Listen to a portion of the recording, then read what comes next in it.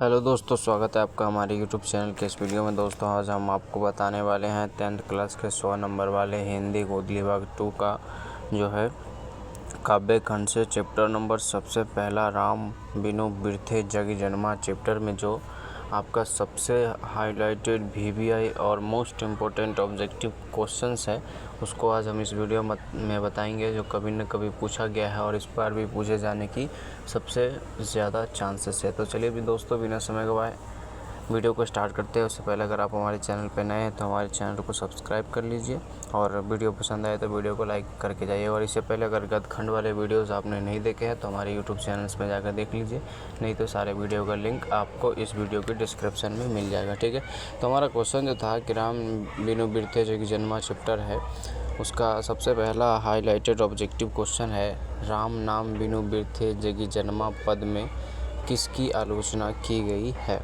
राम नाम बिनु बिरथे जग जन्मा पद में किसकी आलोचना की गई है। ऑप्शन नंबर ए में राम नाम की, ऑप्शन नंबर बी में पूजा पाठ ऑप्शन नंबर बी में गुरु ज्ञान की, और ऑप्शन नंबर सी में पूजा पाठ की, और ऑप्शन नंबर डी में इनमें से कोई नहीं। ठीक है, तो हमारा क्वेश्चन जो है कि राम नाम बिनु बिरथे जग जन्मा पद में किसकी आलोचना की गई है, तो इस क्वेश्चन का जो राइट आंसर होगा वो होगा आपका ऑप्शन नंबर डी, इनमें से कोई नहीं। ठीक है, ऑप्शन नंबर डी जो है इस क्वेश्चन का राइट आंसर हो जाएगा। चलिए आगे बढ़ते हैं और अगला ऑब्जेक्टिव क्वेश्चन को देखते हैं। हमारा अगला क्वेश्चन कहता है, राम नाम बिनु बिरथे जगी जन्मा किस कवि की रचना है।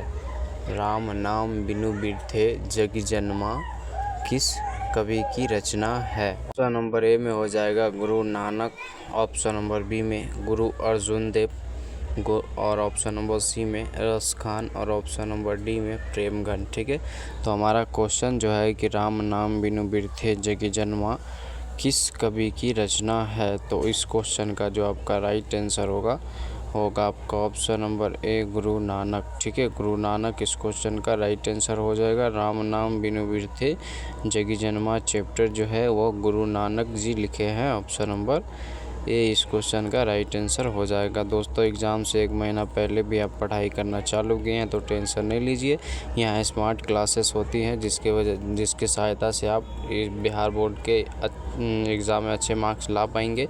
तो टेंशन नहीं लीजिए, बस हमारे चैनल को सब्सक्राइब करके हमसे जुड़ जाइए बस। ठीक है, अगला क्वेश्चन कहता है, गुरु नानक की रचनाएँ हैं। गुरु नानक की रचनाएँ हैं, ऑप्शन नंबर ए जपू जी, ऑप्शन नंबर बी आशा दीवार, और ऑप्शन नंबर सी रही राम और सोहिला, और ऑप्शन नंबर डी में सभी। ठीक है, तो हमारा क्वेश्चन है कि गुरु नानक की रचनाएं हैं।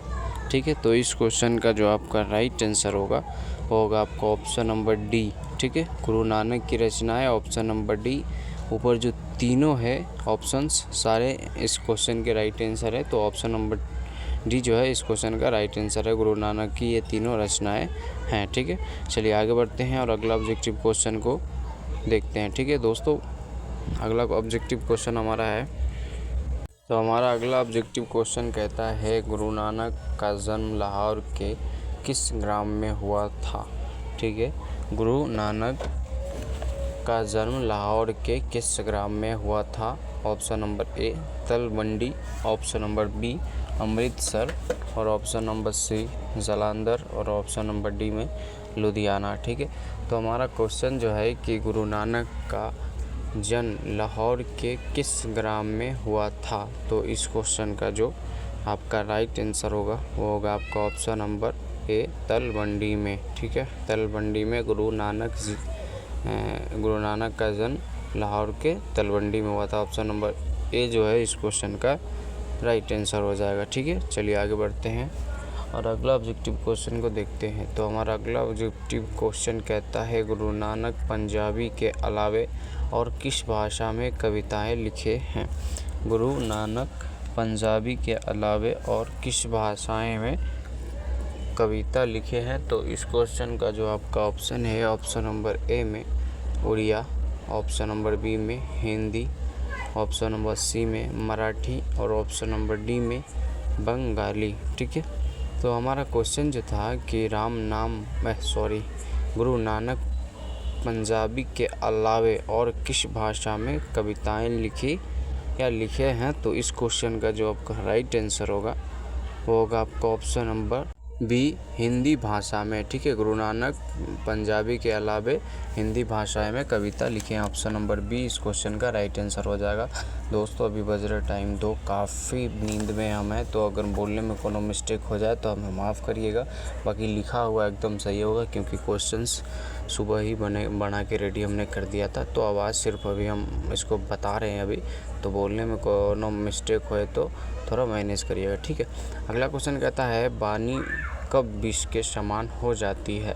ठीक है, वाणी कब विष के समान हो जाती है? ऑप्शन नंबर ए, राम नाम के बिना, और ऑप्शन नंबर बी, दुर्गुणों से, और ऑप्शन नंबर सी, करेला खाने से, और ऑप्शन नंबर डी में जहर पीने से।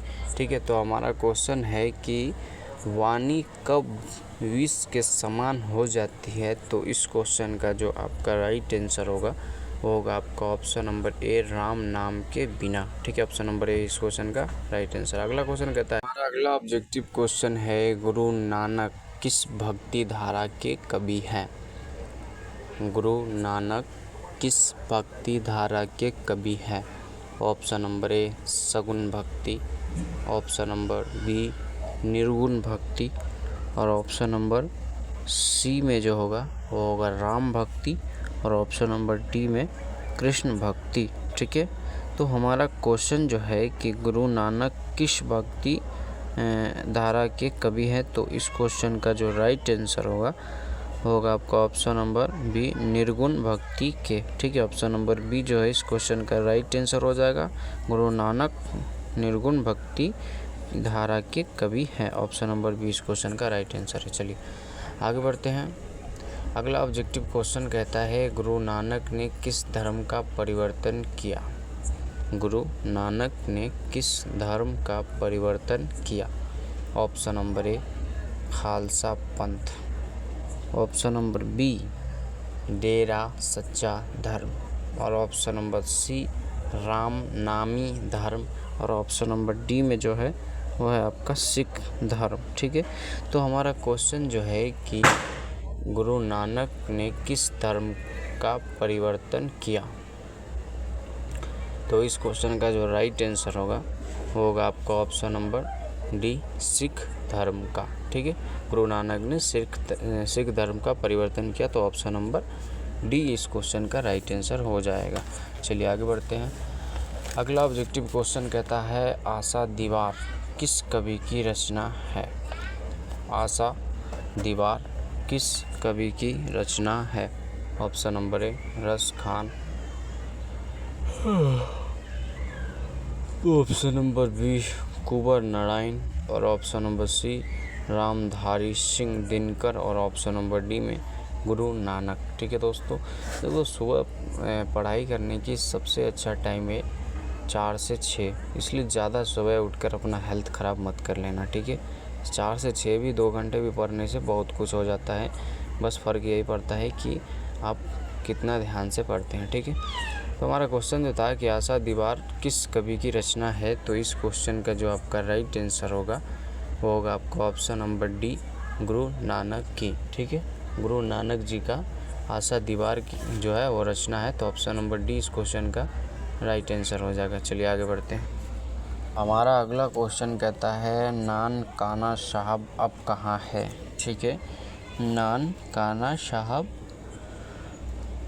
अब कहाँ है? तो इस क्वेश्चन का जो आपका ऑप्शन है, ऑप्शन नंबर ए में भारत में, ऑप्शन नंबर बी पाकिस्तान में, और ऑप्शन नंबर सी अफ़गानिस्तान में, और ऑप्शन नंबर डी में श्रीलंका में। ठीक है, तो हमारा क्वेश्चन जो था कि नान काना साहब अब कहाँ है? तो इस क्वेश्चन का राइट आंसर होगा आपका ऑप्शन नंबर बी, पाकिस्तान में। ठीक है, नान काना साहब अभी पाकिस्तान में, ऑप्शन नंबर बी इस क्वेश्चन का राइट आंसर हो जाएगा।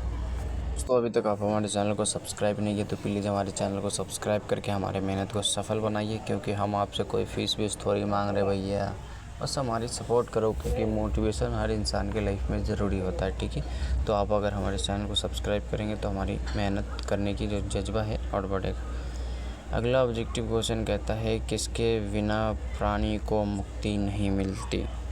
किसके बिना प्राणी को मुक्ति नहीं मिलती? ऑप्शन नंबर ए, कर्म कांड के बिना।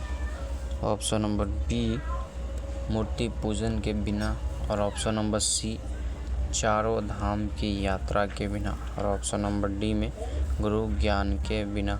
तो हमारा क्वेश्चन जो है कि किसके बिना प्राणी को मुक्ति नहीं मिलती, तो इस क्वेश्चन का जो राइट आंसर होगा वो होगा आपका ऑप्शन नंबर डी, गुरु ज्ञान के बिना। ठीक है, गुरु ज्ञान के बिना प्राणी को मुक्ति नहीं मिलता है। ऑप्शन नंबर डी इस क्वेश्चन का राइट आंसर होगा। ठीक है, चलिए दोस्तों, मिलते हैं फिर से कोई दूसरे वीडियो में। तब तक के लिए बाय। अपना ध्यान रखिएगा, मेहनत से पढ़िए।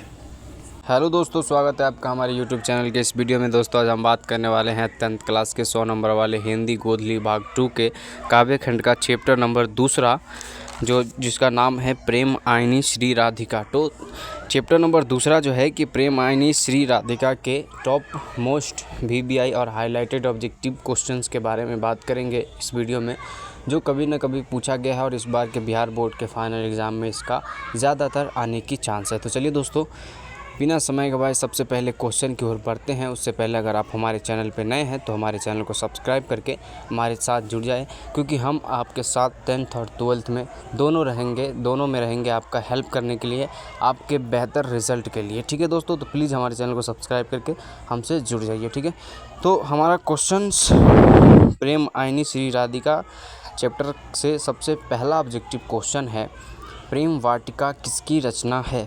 ऑप्शन के ठीक नीचे देखेंगे तो किस साल में पूछा गया है, हमने वो भी दे दिया है। यह क्वेश्चन 2021 में पूछा गया है। तो हमारा क्वेश्चन जो है कि प्रेम वाटिका किसकी रचना है, तो इस क्वेश्चन का जो आपका ऑप्शन है, ऑप्शन नंबर ए में भारतेंदु की, ऑप्शन नंबर बी रस खान की, और ऑप्शन नंबर सी घनानंद की, और ऑप्शन नंबर डी प्रेम घन की। ठीक है दोस्तों, अभी तो सिर्फ हाईलाइटेड ऑब्जेक्टिव क्वेश्चन चल रहा है। इसके बाद 200, 250 ऐसा वाला ऑब्जेक्टिव वो विदाउट ऑप्शन का आपसे पूछेंगे और आपको बताएंगे भी। तो भयानक और भौकाल क्लास होना बाकी है। तो हमारा क्वेश्चन जो है कि प्रेम वाटिका किसकी रचना है, तो इस क्वेश्चन का जो आपका राइट आंसर होगा वो होगा आपका ऑप्शन नंबर बी रस खान की। ठीक है, प्रेम वाटिका रचना रस खान की है। ऑप्शन नंबर बी इस क्वेश्चन का राइट आंसर हो जाएगा। चलिए आगे बढ़ते हैं और अगला ऑब्जेक्टिव क्वेश्चन को देखते हैं। दोस्तों, हमारा अगला क्वेश्चन कहता है, रस खान दिल्ली के बाद कहाँ चले गए थे? ठीक है, रस खान दिल्ली के बाद कहाँ चले गए थे? इस क्वेश्चन का जो आपका ऑप्शन है, ऑप्शन नंबर ए में पटना, ऑप्शन नंबर बी में ब्रजभूमि, और ऑप्शन नंबर सी में महारौली। ठीक है, और ऑप्शन नंबर डी में जो है वो है पंजाब। ठीक है, ऐसे पंजाबी भाषा दूसरे पंजाब समझिए इसको। तो हमारा क्वेश्चन जो है कि रस खान दिल्ली के बाद कहाँ चले गए थे, तो इस क्वेश्चन का जो आपका राइट आंसर होगा वो होगा आपका ऑप्शन नंबर बी ब्रजभूमि। ठीक है, रस खान दिल्ली के बाद ब्रजभूमि चले गए थे। ऑप्शन नंबर बी इस क्वेश्चन का राइट आंसर हो जाएगा। चलिए इसी के साथ अगला क्वेश्चन की ओर बढ़ते हैं और अगला क्वेश्चंस को हम देखते हैं। आपको बता दें कि इससे पहले सारे हाईलाइटेड चैप्टर्स के हाईलाइटेड ऑब्जेक्टिव क्वेश्चन हमने बता दिए हैं। आपने नहीं देखा तो हमारे चैनल्स पे जाकर सारे वीडियो को देख लीजिए। और अगर आप एग्ज़ाम के 1 महीने पहले से भी पढ़ना चालू किए तो टेंशन मत लीजिए, ये सब वीडियो आपके लिए काफ़ी हेल्पफुल रहेगा। ठीक है, तो हमारा अगला क्वेश्चन जो कहता है, रस खान के चितचोर कौन है, अथवा रस खान ने चोर किसे कहा है? रस खान के चितचोर कौन है, अथवा रस खान ने चोर किसे कहा है? ठीक है, इस क्वेश्चन का जो आपका ऑप्शन होगा, ऑप्शन नंबर ए में इंद्र, ऑप्शन नंबर बी में श्री कृष्ण, और ऑप्शन नंबर सी कामदेव, और ऑप्शन नंबर डी में कंचन। ठीक है, तो हमारा क्वेश्चन जो था कि रस खान के चितचोर कौन है, अथवा रस खान ने चोर किसे कहा है? ठीक है, तो इस क्वेश्चन का जो आपका राइट आंसर होगा वो होगा आपका option number B Shri Krishna. ठीक है, का वहाँ क्वेश्चन आएगा कि रस खान के चितचोर कौन है, अथवा रस खान ने चोर किसे कहा है, तो इस क्वेश्चन का right answer option number B Shri Krishna मार दीजिएगा। ठीक है, चलिए अगला क्वेश्चन। तो हमारा अगला क्वेश्चन कहता है, प्रेम आइनी श्री राधिका शीर्षक कविता में कवि ने मालिन किसे कहा है? ठीक है, प्रेम आइनी श्री राधिका शीर्षक कविता में कवि ने मालिन किसे कहा है? तो इस क्वेश्चन का जो आपका ऑप्शन है, ऑप्शन नंबर ए में राम और सीता को, ऑप्शन नंबर बी में शंकर और पार्वती को, ऑप्शन नंबर सी राधा और Krishna, option number D Ganesh और लक्ष्मी को। ठीक है, तो हमारा क्वेश्चन जो है कि प्रेम आईनी राधिका शीर्षक कविता में कवि ने माली मालिन किसे कहा है या कहा गया है? तो इस क्वेश्चन का जो राइट आंसर होगा आपका option number C Radha Krishna को। ठीक है, कवि ने माली और मालिन श्री राधा कृष्ण को कहा है। ऑप्शन नंबर सी इस क्वेश्चन का राइट आंसर हो जाएगा। ठीक है, चलिए आगे बढ़ते हैं। इसी के साथ हमारा अगला क्वेश्चन है, रस खान दिल्ली के किस राजवंश में उत्पन्न हुए थे? ठीक है भैया, ये कह रहे उत्पन्न हुए थे। रस खान दिल्ली के किस राजवंश में उत्पन्न हुए थे? ऑप्शन नंबर ए गुलाम वंश, ऑप्शन नंबर बी मुगल वंश, ऑप्शन नंबर सी लोदी वंश और ऑप्शन नंबर डी में पठान वंश। ठीक है, तो रस खान दिल्ली के किस राजवंश में उत्पन्न हुए थे? तो इस क्वेश्चन का जो राइट आंसर होगा, उत्पन्न मतलब एक ही होगा कि किस राजवंश में पैदा लिए थे, जन्म लिए थे, और उत्पन्न सेम है। ठीक है, तो कंफ्यूज नहीं होना। रस खान दिल्ली के किस राजवंश में उत्पन्न हुए? तो इस क्वेश्चन का जो राइट आंसर होगा वो होगा आपका ऑप्शन नंबर डी पठान वंश में। ठीक है, रस खान, इसके नाम के पीछे खान लगा हुआ है तो ऑटोमेटिक समझ जाइए कि खान और पठान सेम होता है। तो वहाँ अगर रस खान का राजवंश किस राजवंश में उत्पन्न हुए पूछे तो पठान वंश में मार देना। ठीक है, पठान देखते ही राइट आंसर मार देना। ठीक है, 2022 में पूछा गया तो 25 में पूछा जा सकता है। चलिए आगे बढ़ते हैं। इसी के साथ हमारा अगला क्वेश्चन कहता है, रस खान किनके भक्त थे? ठीक है, रस खान किनके भक्त थे? ऑप्शन नंबर ए में कृष्ण के, ऑप्शन नंबर बी राम के, और ऑप्शन नंबर सी विष्णु के, और ऑप्शन नंबर डी शिव के। ठीक है, तो हमारा क्वेश्चन जो है कि रस खान किनके भक्त थे? तो इस क्वेश्चन का जो आपका राइट आंसर होगा वो होगा आपका ऑप्शन नंबर ए कृष्ण के। ठीक है, और रस खान किनके भक्त थे? कृष्ण के। ऑप्शन नंबर ए जो है इस क्वेश्चन का राइट आंसर हो जाएगा। ये सारे के सारे क्वेश्चंस काफ़ी VBI है और एग्ज़ाम में जाने से पहले आप अगर इसे एक बार देख लेते हैं या खाली टाइम में अगर आप हिंदी के सभी चैप्टरों को पढ़ेंगे तो आपको इसका ऑब्जेक्टिव हो चाहे सब्जेक्टिव, क्वेश्चन आंसर करना काफ़ी आसान हो जाएगा। ठीक है ना। चलिए अगला क्वेश्चन हमारा कहता है, रस खान किस मुग़ल बादशाह के समकालीन थे? ठीक है, रस खान किस मुग़ल बादशाह के समकालीन थे? Option number A Akbar, option number B Jahangir, option number C Shahjahan और ऑप्शन नंबर डी औरंगजेब। ठीक है, तो हमारा क्वेश्चन जो है कि रस खान किस मुग़ल बादशाह के समकालीन थे? तो इस क्वेश्चन का जो राइट आंसर होगा वो होगा आपका ऑप्शन नंबर बी जहांगीर। ठीक है, रस खान जहांगीर मुग़ल बादशाह के समकालीन थे। ऑप्शन नंबर बी इस क्वेश्चन का राइट आंसर होगा। ठीक है, चलिए आगे बढ़ते हैं।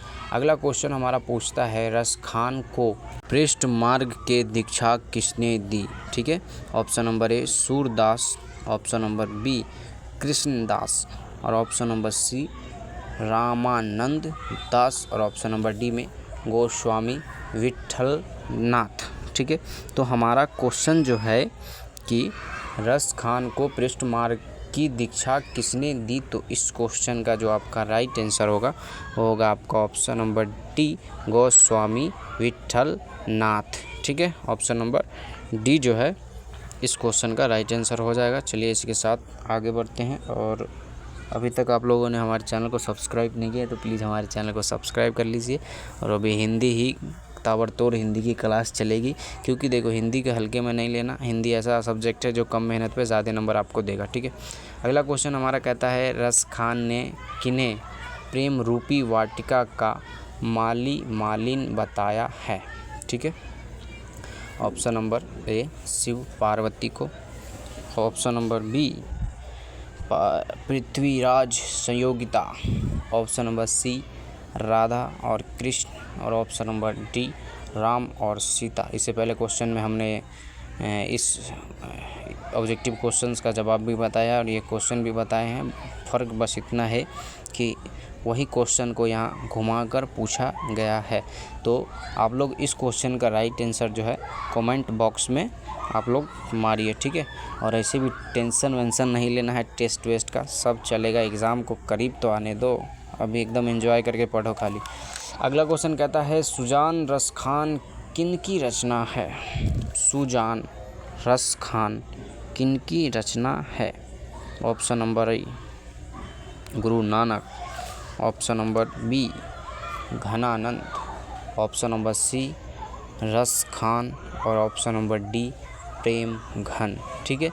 तो हमारा क्वेश्चन जो है कि सुजान रस खान किनकी रचना है, तो इस क्वेश्चन का जो आपका राइट आंसर होगा वो होगा आपका ऑप्शन नंबर सी रस खान की, ठीक है। सुजान रस खान की ही रचना है, ऑप्शन नंबर सी इस क्वेश्चन का राइट आंसर हो जाएगा, ठीक है दोस्तों। चलिए आगे बढ़ते हैं और अगला ऑब्जेक्टिव क्वेश्चन को बताते हैं। अगला ऑब्जेक्टिव क्वेश्चन कहता है हिंदी के आदि कवि कौन है? हिंदी के आदि कवि कौन है? Option number A Chandvar Dai, option number B Amir Khusro, option number C Bihari Lal और ऑप्शन नंबर डी सहरपाद, ठीक है, सहरपाद। तो हमारा क्वेश्चन जो है कि हिंदी के आदि कवि कौन है, तो इस क्वेश्चन का जो राइट आंसर होगा आपका ऑप्शन नंबर डी सहरपाद, ठीक है। हिंदी के आदि कवि सहरपाद है, ऑप्शन नंबर बी में इस क्वेश्चन को पूछा गया। यह क्वेश्चन का राइट आंसर होगा ऑप्शन नंबर बी। और यह क्वेश्चन 2022 में भी आया है और 2019 में भी आया है, 2 बार यह क्वेश्चंस पहले ही आ चुका है, ठीक है ना। चलिए आगे देखते हैं। अगला क्वेश्चन कहता है सरहपाद की कृति है? सरहपाद की कृति है, option number A Doha Kosh, option number B Prithviraj Raso, option number C Mrichchhakatikam, ठीक है, और ऑप्शन नंबर डी में मेघदूतम। तो हमारा क्वेश्चन जो है कि सरहपाद की कृति है, तो इस क्वेश्चन का जो आपका राइट आंसर होगा आपका ऑप्शन नंबर ए दोहा कोश, ठीक है। सरहपाद की कृति है दोहा कोश, ऑप्शन नंबर ए जो है इस क्वेश्चन का राइट आंसर हो जाएगा। चलिए इसी के साथ अगला ऑब्जेक्टिव क्वेश्चंस को देखते हैं। और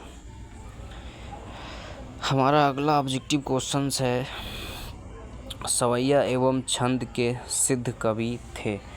इस वीडियो में मैं थोड़ा टाइम ले रहा हूं और आराम से बता रहा हूं कि सिर्फ इस वीडियो को आप खाली देखते जाओ, कुछ भी नोट्स करने की नहीं, सिर्फ दिल से सुनते जाओ, बस इतना ही। हिंदी ऑब्जेक्टिव में ज़्यादा रट्टा मारने की ज़रूरत नहीं पड़ती है, एक बार अंदर से एक बार इसको पढ़ लो दिल से, बस आपके अंदर फिट हो जाएगा। जहाँ इस क्वेश्चन को आप देखोगे राइट आंसर अपने आप मन में आ जाएगा, ठीक है ना। टेस्ट चलेगा, भौकाल क्लास चलेगा, तब आप अपने दिमाग पे जोर लगाना, अभी सिर्फ देखते जाओ शांति से, ठीक है। अगला हमारा क्वेश्चन जो था ऑब्जेक्टिव का, सवैया एवं छंद के सिद्ध कवि थे। Option number A Premghan, option number B Nirala, option number C Raskhan और option number D Sumitranand Pant, ठीक है। तो हमारा क्वेश्चन जो है कि सवैया एवं छंद के सिद्ध कवि थे, तो इस क्वेश्चन का जो आपका राइट आंसर होगा वो होगा आपका ऑप्शन नंबर सी रस खान, ठीक है। सवैया एवं छंद के सिद्ध कवि है रस खान, ऑप्शन नंबर सी जो है इस क्वेश्चन का राइट आंसर हो जाएगा, ठीक है। चलिए आगे बढ़ते हैं और अगला ऑब्जेक्टिव पढ़ाई के टाइमिंग को लेकर मैं हर वीडियो में चर्चा करते रहता हूँ। इस वीडियो में बता दें कि आप पढ़ाई का जो सबसे मस्त टाइमिंग होता है 9 से 12 और सुबह 4 से 6 होता है। 5 घंटा सेल्फ स्टडी करेंगे तो बहुत होता है, ठीक है। चलिए अगला ऑब्जेक्टिव क्वेश्चन कहता है कवि रस खान किस छंद में सिद्धहस्त थे? कवि रस खान किस छंद में सिद्धहस्त थे? इस क्वेश्चन का जो आपका ऑप्शन है, ऑप्शन नंबर ए में दोहा, ऑप्शन नंबर बी में सवैया और ऑप्शन नंबर सी में चौपाई और ऑप्शन नंबर डी में सोरठा, ठीक है। तो हमारा क्वेश्चन जो है कि कवि रस खान किस छंद में सिद्धहस्त थे, तो इस क्वेश्चन का जो आपका राइट आंसर होगा वो होगा आपका ऑप्शन नंबर बी सवैया, ठीक है। सवैया ऑप्शन नंबर बी इस क्वेश्चन का राइट आंसर हो जाएगा। चलिए आगे बढ़ते हैं और अगला हमारा ऑब्जेक्टिव क्वेश्चन कहता है प्रेम आईनी श्री राधिका शीर्षक चांद किस ग्रंथ से संकलित है? शीर्षक क्वेश्चन लिखने में कोनो मिस्टेक हुआ का? 1 मिनट। हाँ, हमारा क्वेश्चंस जो है वो गलत थोड़ा लिखा गया है। क्वेश्चन इस तरह से होगा कि प्रेम आयनी श्री राधिका शीर्षक छंद किस ग्रंथ से संकलित है। ठीक है, तो इस क्वेश्चन का जो आपका ऑप्शन है, ऑप्शन नंबर ए प्रेम वाटिका से, ऑप्शन नंबर बी सुजान रस खान से, और ऑप्शन नंबर सी जो होगा वो होगा आपका रस खान रचनावली से, और ऑप्शन नंबर डी इनमें से कोई नहीं। ठीक है, तो हमारा क्वेश्चन जो है कि प्रेम आयनी श्री राधिका शीर्षक छंद किस ग्रंथ से संकलित है, तो इस क्वेश्चन का जो आपका राइट आंसर होगा वो होगा आपका ऑप्शन नंबर ए प्रेम वाटिका से। ठीक है, प्रेम वाटिका से ऑप्शन नंबर ए जो है इस क्वेश्चन का राइट आंसर हो जाएगा। चलिए दोस्तों, मिलते फिर से कोई दूसरे वीडियो में, तब तक के लिए ध्यान रखिए अपना और मेहनत करके तन मन एकदम ध्यान से मेहनत करिए। ठीक है ना, एकदम अच्छा रिजल्ट लाना है। 10th क्लास में ही आपका सब रिजल्ट देखेगा, आप पर ध्यान सब कराएगा। 12th में फिर कोई मायने नहीं रखता, तो 10th में बहुत अच्छा लाइए और गाँव वाले को बता दीजिए कि भैया हमारे अंदर भी टैलेंट है, हम कुछ अलग करके दिखाएंगे। ठीक है, चलिए बाय।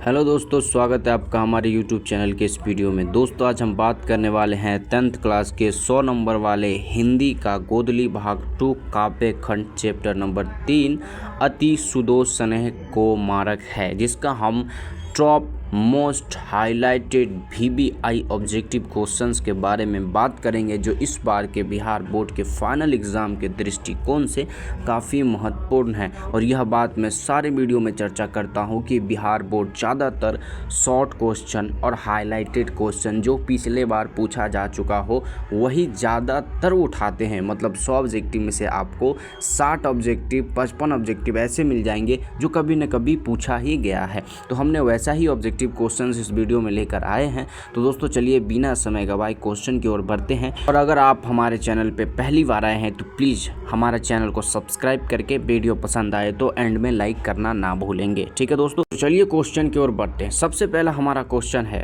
अति सुदोष स्नेह को मारक है शीर्षक सवैया किसकी रचना है? अति सुदोष स्नेह को मारक है शीर्षक सवैया किसकी रचना है?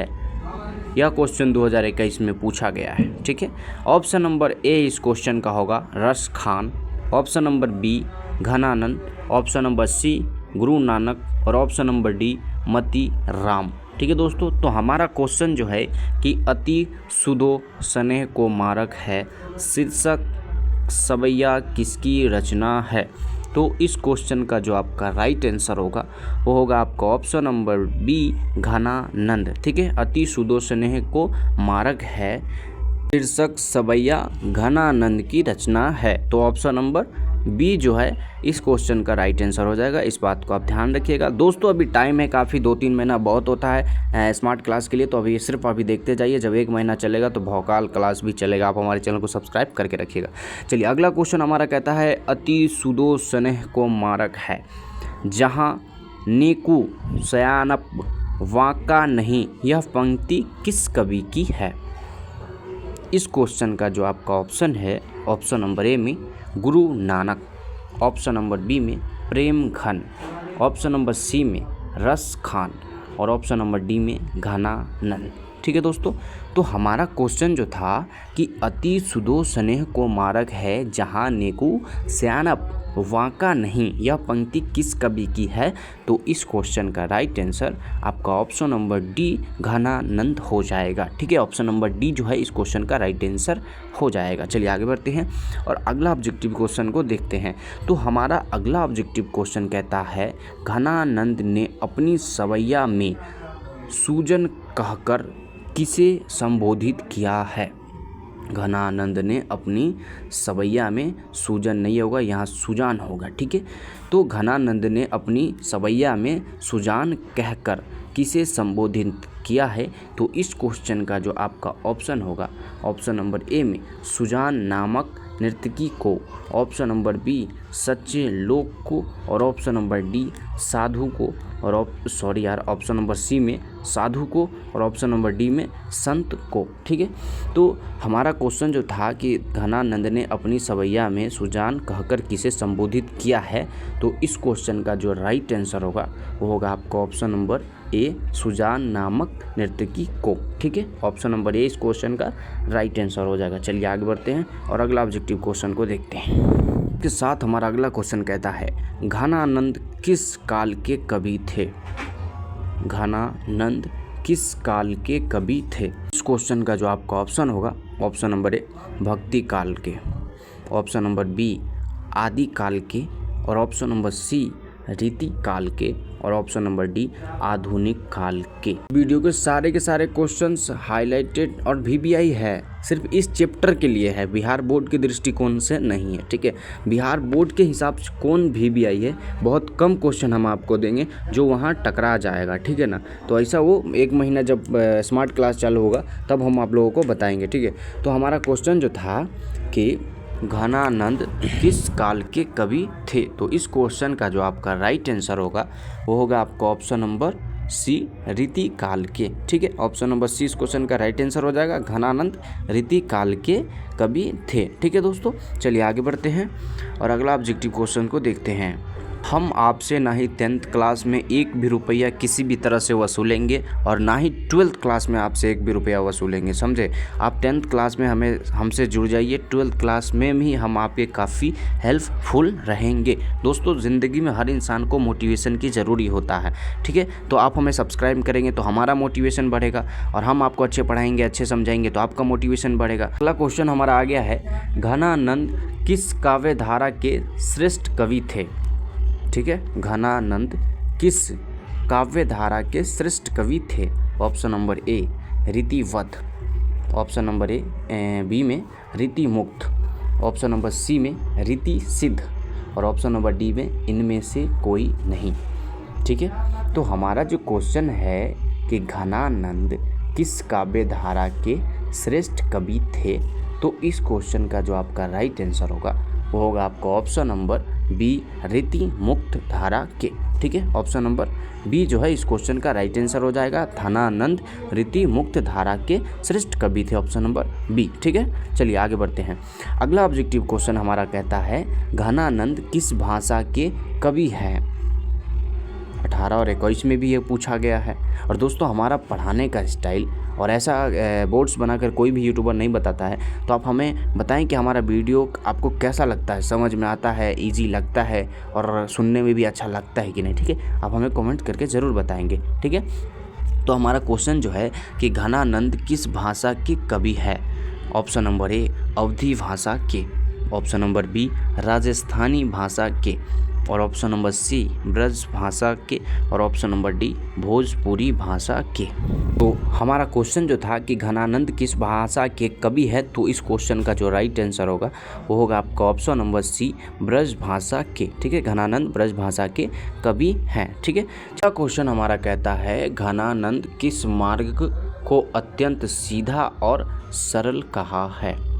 घनानंद किस मार्ग को अत्यंत और सीधा कहा है, और वो सेम होता है। ठीक है, तो इस क्वेश्चन का जो आपका ऑप्शन है, ऑप्शन नंबर ए क्रोध, ऑप्शन नंबर बी प्रेम, ऑप्शन नंबर सी घृणा, और ऑप्शन नंबर डी कपट। ठीक है, तो इस क्वेश्चन का जो पहले क्वेश्चन बताते हैं। तो घनानंद ने किस मार्ग को अत्यंत सीधा और सरल कहा है? ठीक है, तो इस क्वेश्चन का राइट आंसर होगा आपका ऑप्शन नंबर बी प्रेम। ठीक है, प्रेम को अत्यंत सीधा और सरल कहा है। और भैया प्रेम सही में अत्यंत सीधा और सरल मार्ग है भी, काहे कि हमको भी पता है भाई लोग, तुम लोग 10th क्लास में क्या करते होगे। अच्छा, पढ़ाई करना कम टाइम बचा है। ठीक है, वो सब तो 12th में भी होगा और करना भी चाहिए। ठीक है, अगला क्वेश्चन हमारा कहता है सुजान सागर किनकी रचना है? ठीक है, सुजान सागर किनकी रचना है? इस क्वेश्चन का जो आपका ऑप्शन है, option number A Guru Nanak, option number B प्रेम खन। हमारे बातों को कोई बुरा नहीं मानना, कोई लड़की देख रही हो चाहे लड़के देख रहे हो, जस्ट जोक, क्योंकि हर इंसान को मैं मानता हूँ पढ़ाई के साथ थोड़ा फ़नी भी ज़रूरी होता है। तो हमारा स्टाइल थोड़ा अलग था, क्वेश्चन से रिलेटिव हमने बोल दी, तो इस बात को कोई भी दिल पे नहीं लेने का, ठीक है। चलो, हमारा क्वेश्चन जो है सुजान सागर किनकी रचना है? तो इस क्वेश्चन का option number A Guru Nanak की, ऑप्शन नंबर बी प्रेमघन की, और ऑप्शन नंबर सी रस खान की, और ऑप्शन नंबर डी घनानंद की, ठीक है। तो हमारा क्वेश्चन जो था कि सुजान सागर किनकी रचना है, तो इस क्वेश्चन का जो राइट आंसर होगा वो होगा आपका ऑप्शन नंबर डी घनानंद की, ठीक है। सुजान सागर घनानंद की रचना है, ऑप्शन नंबर डी इस क्वेश्चन का राइट आंसर हो जाएगा। बहुत देर से आप लोगों का कमेंट नहीं आ रहा, कमेंट करे, आप लोग को नहीं पता है क्या? और मैं एक बात बताना चाहता हूँ कि अगर आप हिंदी ऐसा सब्जेक्ट है जिसमें काफ़ी कम मेहनत करने से आपको ज़्यादा मार्क्स मिल जाएंगे। अगर आप सोचेंगे कि मैं नहीं पढ़ के चला जाऊँ तो फिर भैया बहुत बुरे फंसोगे। इसलिए कभी खाली टाइम में अगर आप बैठो तो ऑब्जेक्टिव को गोली मारो, चैप्टर बाय चैप्टर पढ़ जाओ, जितना पढ़ सकते हो, ठीक है। मैंने कहा था कि पूरा किताब ख़त्म कर लो, लेकिन आपका दिल जितना कहे उतना पढ़ो, ठीक है। हमारा क्वेश्चन अगला है, मोह आशुभ नी ले वर्षो कौन कहते हैं? Option number A Raskhan, option number B Guru Nanak, option number C Ghananand, option number D Dinkar, ठीक है। तो इस क्वेश्चन का जो राइट आंसर होगा वो होगा आपका ऑप्शन नंबर सी घनानंद, ठीक है। चलिए आगे बढ़ते हैं। यह चैप्टर बाय चैप्टर है तो आपको भी ध्यान में आता होगा कि हाँ इस क्वेश्चन का राइट आंसर घनानंद होगा, लेकिन इसके बाद जो एक स्मार्ट क्लास चालू होगा ना भैया, उसमें कंपटीशन और माइंड चेस होगा, ठीक है। चलिए अगला क्वेश्चन जो हमारा कहता है कि नादिर शाह के सैनिकों ने किसे मार डाला? नादिर शाह के सैनिकों ने किसे मार डाला? ऑप्शन नंबर ए घनानंद को, ऑप्शन नंबर बी रस खान को, और ऑप्शन नंबर सी में नानक को, और ऑप्शन नंबर डी में तुलसी को। आप लोग को दिमाग में अभी भी आया होगा कि इस क्वेश्चन का भी जो राइट आंसर होगा वो घनानंद ही होगा, क्योंकि ये सारा चैप्टर ही घनानंद का है ना। अगर यह सवाल आपके दिमाग में आया होगा तो बिल्कुल सही आया है, क्योंकि नादिर शाह के सैनिकों ने घनानंद जी को ही मार डाले थे। ऑप्शन नंबर ए इस क्वेश्चन का राइट आंसर होगा। नादिर शाह के सैनिकों ने घनानंद को मार डाला था। किसको मार डाला? घनानंद को मार डाला, ठीक है। चलिए आगे बढ़ते हैं और अगला ऑब्जेक्टिव क्वेश्चन को हम देखते हैं, ठीक है। अगला ऑब्जेक्टिव क्वेश्चन जो हमारा होगा वो होगा घनानंद रचित अत्यंत प्रसिद्ध क्या है, ठीक है। घनानंद रचित अत्यंत प्रसिद्ध क्या है, ठीक है। इस क्वेश्चन का जो आपका ऑप्शन है, ऑप्शन नंबर ए संगीत, ऑप्शन नंबर बी नृत्य, ऑप्शन नंबर सी नाट्यम, और ऑप्शन नंबर डी सवैया और घनाक्षरी, ठीक है। तो मैं एक बात कहना चाहता हूँ कि आप लोग जो 10th करोगे तो खाली टाइम 3 महीना जब बचेगा ना, तो हम लोग कहते हैं आप लोग भी कोई यूट्यूब चैनल्स खोलना और 3 महीने तक मेहनत करना। जो भी आप जिस चीज़ में इंटरेस्टेड है उसमें खोल के आप लोग यूट्यूब चैनल पे मेहनत करना, क्योंकि यह एक साइड में इसे रख के करेंगे तो ग्रो हो गया तो समझ जाइए थोड़ा मोड़ा बेनिफिट, और यह अच्छा प्लेटफॉर्म है। तो आप लोग भी एक चैनल्स बनाना और जिसमें इंटरेस्टेड है उसमें काम करना। और चैनल से रिलेटिव अगर कुछ सीखना है तो हमारा दूसरा चैनल्स है जिसमें मैं यूट्यूब पे काम करने का बताता हूं और सारे फ्यूचर को ऑन करने का बताता हूं, जिसका लिंक जो है हम आपको डिस्क्रिप्शन में दे देंगे। आप उस चैनल पे जाके हमारे वीडियोस को देख लेंगे, लेकिन अभी नहीं, अभी कतई नहीं देखना, ठीक है। सब्सक्राइब कर सकते हो लेकिन उसको देखना एग्ज़ाम के बाद ही, ठीक है। नहीं तो अभी दिमाग खराब उस पर चला जाएगा तो काफ़ी नुकसान हो जाएगा, ठीक है ना। और 10th क्लास में हर लोग आपके रिजल्ट पे ध्यान रखेंगे, अगर अच्छे रिजल्ट नहीं लाए तो हर लोग ताने मारेंगे। इसलिए 3 महीने बचे हैं, खूब मेहनत करो। चलो हमारा क्वेश्चन जो है कि घनानंद रचित अत्यंत प्रसिद्ध क्या है, तो इस क्वेश्चन का जो राइट आंसर होगा वो होगा सवैया और घनाक्षरी, ठीक है। ऑप्शन नंबर डी जो है इस क्वेश्चन का राइट आंसर हो जाएगा, सवैया और घनाक्षरी अत्यंत रचित घनानंद रचित अत्यंत प्रसिद्ध क्या है? सवैया और घनाक्षरी, ठीक है दोस्तों। चलिए आगे बढ़ते हैं और अगला ऑब्जेक्टिव क्वेश्चंस को देखते हैं। अभी इतने सारे टाइम ले रहे हैं ना, लेकिन जब स्मार्ट क्लास होगा तो 5 मिनट में कम से कम 150-200 ऑब्जेक्टिव बता देंगे। अगला क्वेश्चन कहता है विरह लीला किनकी रचना है? विरह लीला किनकी रचना है? इस क्वेश्चंस और इस वीडियो का, इस चैप्टर का शायद VVI में लास्ट ऑब्जेक्टिव क्वेश्चंस। विरह लीला किनकी रचना है? ऑप्शन नंबर ए घनानंद की, ऑप्शन नंबर बी प्रेमघन की, ऑप्शन नंबर सी रस खान की, और option number D Guru Nanak की। ठीक है, तो विरह लीला किनकी रचना है? तो इस क्वेश्चन का जो राइट आंसर होगा वो होगा आपका ऑप्शन नंबर सी, रस खान की। ठीक है, ऑप्शन नंबर सी, रस खान की इस क्वेश्चन का जो राइट आंसर हो जाएगा। चलिए दोस्तों, मिलते फिर से कोई दूसरे वीडियो में, तब तक के लिए भाई अपना ध्यान रखिएगा, तन मन धन एकदम पूरा लगा के मेहनत करिए और अच्छा रिजल्ट लाइए और अपने गाँव का, अपने माँ बाप का, सबका नाम रोशन करिए। हेलो दोस्तों, स्वागत है आपका हमारे यूट्यूब चैनल के इस वीडियो में। दोस्तों आज हम बात करने वाले हैं 10th क्लास के 100 नंबर वाले हिंदी के काव्य खंड के चैप्टर नंबर 4 स्वदेशी चैप्टर के top most VBI objective question, जो कभी न कभी पूछा गया है और इस बार भी पूछे जाने की ज़्यादातर चांस है। तो चलिए दोस्तों, बिना समय गवाए क्वेश्चन की ओर बढ़ते हैं। तो पहले अगर आप पहली बार हमारे चैनल पर हैं तो प्लीज़ हमारे चैनल को सब्सक्राइब कर दीजिए, वीडियो पसंद आए तो एंड में लाइक करिएगा। ठीक है दोस्तों, जैसे एग्जाम के 1 महीने बचेंगे तो हम मोस्ट VBI और टॉप हाईलाइटेड ऑब्जेक्टिव क्वेश्चन आपको देंगे, और उसमें कोई ऑप्शन नहीं, 200 का एक टेस्ट होगा, उसके बाद 100 ऑब्जेक्टिव क्वेश्चन हम आपको देंगे जो सारे के सारे वहाँ टकरा जाएंगे, 100% गारंटी रहेगा हमारा। ठीक है दोस्तों, चलिए क्वेश्चन की ओर बढ़ते हैं। तो हमारा स्वदेशी चैप्टर से सबसे पहला ऑब्जेक्टिव क्वेश्चन है, स्वदेशी पाठ के अनुसार अब हिंदू लोग मिलने पर आवास में किस भाषा में बात नहीं करते हैं? ठीक है, स्वदेशी पाठ के अनुसार अब हिंदू लोग मिलने पर आवास में किस भाषा में बात नहीं करते हैं? तो इस क्वेश्चन का जो आपका ऑप्शन है, ऑप्शन नंबर ए में अंग्रेजी, ऑप्शन नंबर बी में Bangla, option number C Hindi और ऑप्शन नंबर डी में तमिल। ठीक है दोस्तों, तो हमारा क्वेश्चन जो था कि स्वदेशी पाठ के अनुसार अब हिंदू लोग मिलने पर आवास में किस भाषा में बात नहीं करते हैं? तो इस क्वेश्चन का राइट आंसर आपका होगा ऑप्शन नंबर सी, हिंदी में। ठीक है, स्वदेशी पाठ के अनुसार अब हिंदू लोग आपस में मिलते हैं घर पे तो हिंदी में बात नहीं करते। ठीक है ना, ऑप्शन नंबर सी जो है इस क्वेश्चन का राइट आंसर हो जाएगा। चलिए आगे बढ़ते हैं और अगला ऑब्जेक्टिव क्वेश्चन को देखते हैं। तो हमारा अगला ऑब्जेक्टिव क्वेश्चन कहता है कि स्वदेशी शीर्षक पाठ के दोहों का संकलन किस पुस्तक से लिया गया है? स्वदेशी पाठ के दोहों का संकलन किस पुस्तक से लिया गया है? ऑप्शन नंबर ए राजस्थान सौभाग्य, ऑप्शन नंबर बी भारत सौभाग्य और ऑप्शन नंबर सी में प्रयाग राम गमन और ऑप्शन नंबर सी में जीर्ण जनपद।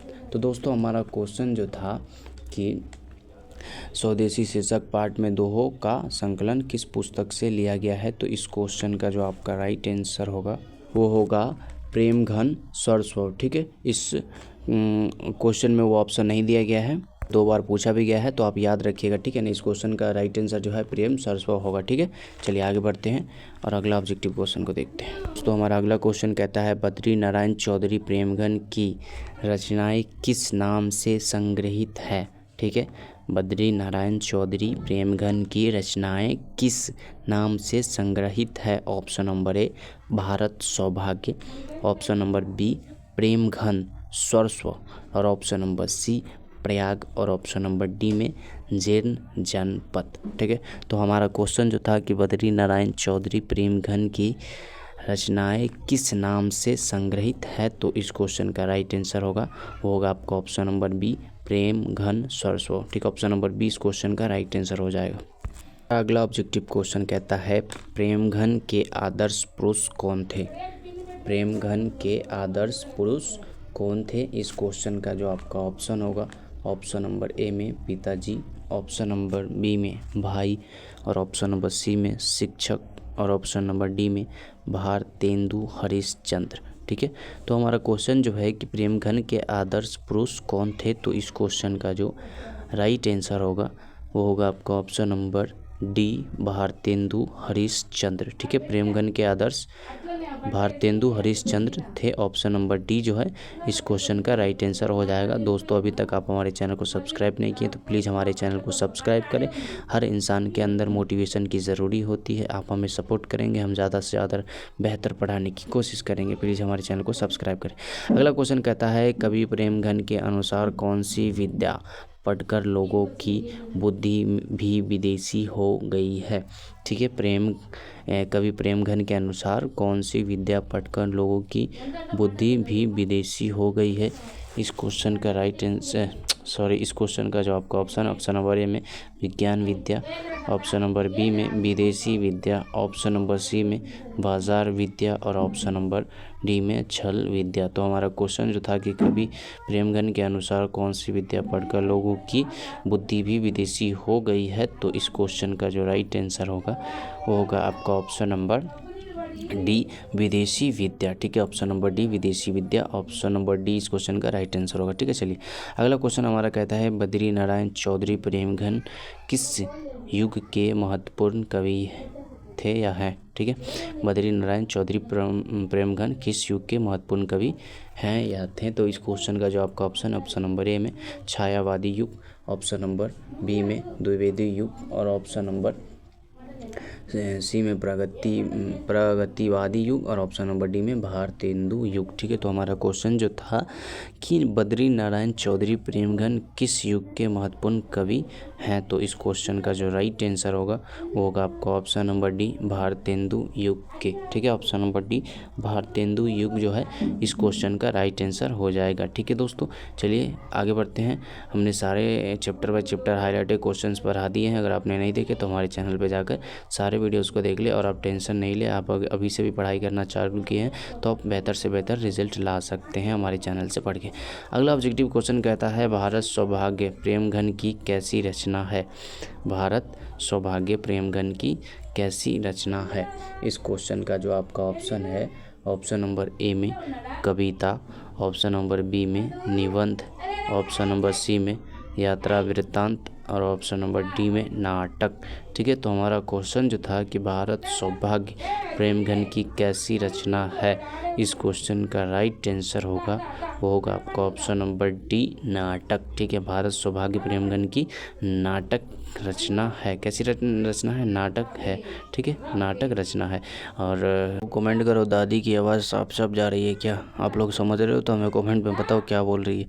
हमारा अगला ऑब्जेक्टिव क्वेश्चन कहता है प्रयाग रामगमन शीर्षक पाठ किसकी रचना है।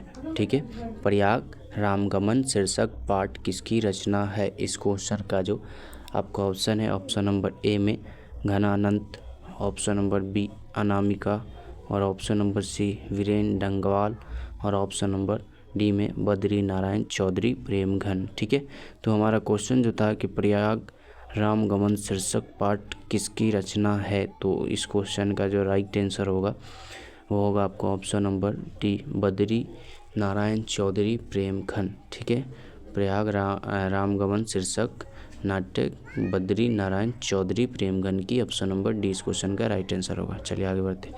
अगला ऑब्जेक्टिव क्वेश्चन कहता है हिंदुस्तानी नाम सुनी अब ये सकुची लजात पंक्ति किस कविता से उद्धृत है। ठीक है, हिंदुस्तानी नाम सुनी अब ये सकुची लजात पंक्ति किस कविता से उद्धृत है। इस क्वेश्चन का जो आपका ऑप्शन है ऑप्शन नंबर ए में भारत माता, ऑप्शन नंबर बी में जनतंत्र का जन्म, ऑप्शन नंबर सी में अक्षर ज्ञान और ऑप्शन नंबर डी में स्वदेशी। ठीक है, तो हमारा क्वेश्चन जो था कि हिंदुस्तानी नाम सुनी अब ये सकुची लजात पंक्ति किस कविता से उद्धृत है। तो इस क्वेश्चन का जो राइट आंसर होगा वो होगा आपका ऑप्शन नंबर डी स्वदेशी। ठीक है, ऑप्शन नंबर डी स्वदेशी जो है इस क्वेश्चन का राइट आंसर हो जाएगा। चलिए आगे बढ़ते हैं और अगला ऑब्जेक्टिव क्वेश्चन को हम देखते हैं। तो हमारा अगला ऑब्जेक्टिव क्वेश्चन कहता है जीर्ण जनपद किस कवि की रचना है। जीर्ण जनपद किस कवि की रचना है। Option number A Badri Narayan Chaudhary Premghan, option number B Anamika की और ऑप्शन नंबर सी घनानंद की और ऑप्शन नंबर डी में रस खान की। ठीक है, तो हमारा क्वेश्चन जो है जीर्ण जनपद किस कवि की रचना है।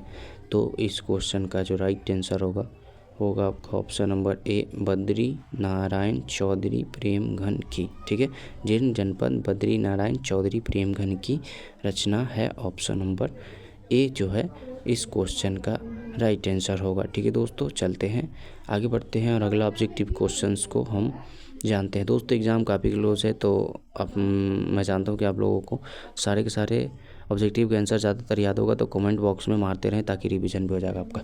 अगला क्वेश्चन कहता है स्वदेशी शीर्षक कविता के कवि हैं। स्वदेशी शीर्षक कविता के कवि हैं? Option number A Badri Narayan Chaudhary, option number B Jivanand, option number C Raskhan और ऑप्शन नंबर डी घनानंद। ठीक है, तो हमारा क्वेश्चन जो था कि स्वदेशी शीर्षक कविता के कवि हैं, तो इस क्वेश्चन का जो राइट आंसर होगा वो होगा आपका option number A Badri Narayan Chaudhary Premghan की। ठीक है, स्वदेशी शीर्षक कविता किसकी है? बद्री नारायण चौधरी प्रेमघन की है। ठीक है दोस्तों, चलिए दोस्तों मिलते फिर से कोई दूसरे वीडियो में। तब तक के लिए भाई अपना ध्यान रखिएगा, तन मन धन जो है एकदम पूरा लगा के मेहनत करिए। 10th में हर किसी का नज़र, आपके गांव वाले का, आपका भाई, माँ बाप का, सबके आपके ऊपर होता है कि आप क्या करेंगे और कैसा रिज़ल्ट लाएंगे, ऐसा सबके ऊपर नज़र रहता है। तो काफ़ी मेहनत करें, अच्छी रिज़ल्ट लाएँ और चैनल को सब्सक्राइब करके जाएँ प्लीज़।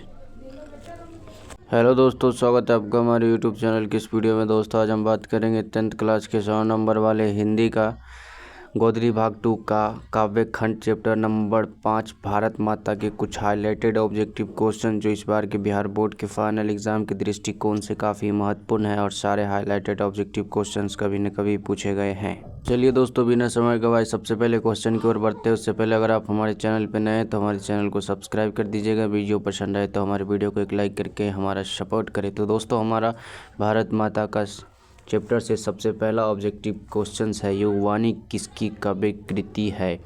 युगवाणी किसकी काव्य कृति है? Option number A Ramdhari Singh Dinkar, option number B में है अय्यग की और ऑप्शन नंबर सी में सुमित्रानंद पंत की और ऑप्शन नंबर डी में कुंवर नारायण की। दोस्तों हमारा क्वेश्चन जो था कि युगवाणी किसकी काव्य कृति है, तो इस क्वेश्चन का राइट आंसर आपका option number C Sumitranandan Pant की हो जाएगा। ठीक है, युगवाणी सुमित्रानंद पंत की काव्य कृति है। ऑप्शन नंबर सी इस क्वेश्चन का राइट आंसर होगा। दोस्तों मैंने इससे पीछे के सारे चैप्टर के हाईलाइटेड ऑब्जेक्टिव क्वेश्चंस बता दिए हैं।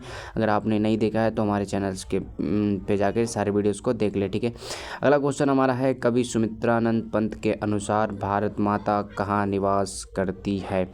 कवि सुमित्रानंद पंत के अनुसार भारत माता कहाँ निवास करती है? इस क्वेश्चन का जो आपका ऑप्शन होगा, ऑप्शन नंबर ए में गांवों में, ऑप्शन नंबर बी में प्रत्येक भारतीयों के दिलों में और ऑप्शन नंबर सी में भारत के कण कण में और ऑप्शन नंबर डी में भारतीय सैनिकों के दिलों में। तो दोस्तों हमारा क्वेश्चन जो था, कवि सुमित्रानंद पंत के अनुसार भारत कहाँ निवास करती है, तो इस क्वेश्चन का राइट आंसर होगा वो होगा आपका ऑप्शन नंबर ए गाँवों में। ऑप्शन नंबर ए इस क्वेश्चन का राइट आंसर हो जाएगा। चलिए दोस्तों आगे बढ़ते हैं। अगला क्वेश्चन कहता है, कवि सुमित्रानंद पंत के अनुसार गंगा यमुना में क्या प्रवाहित हो रहा है?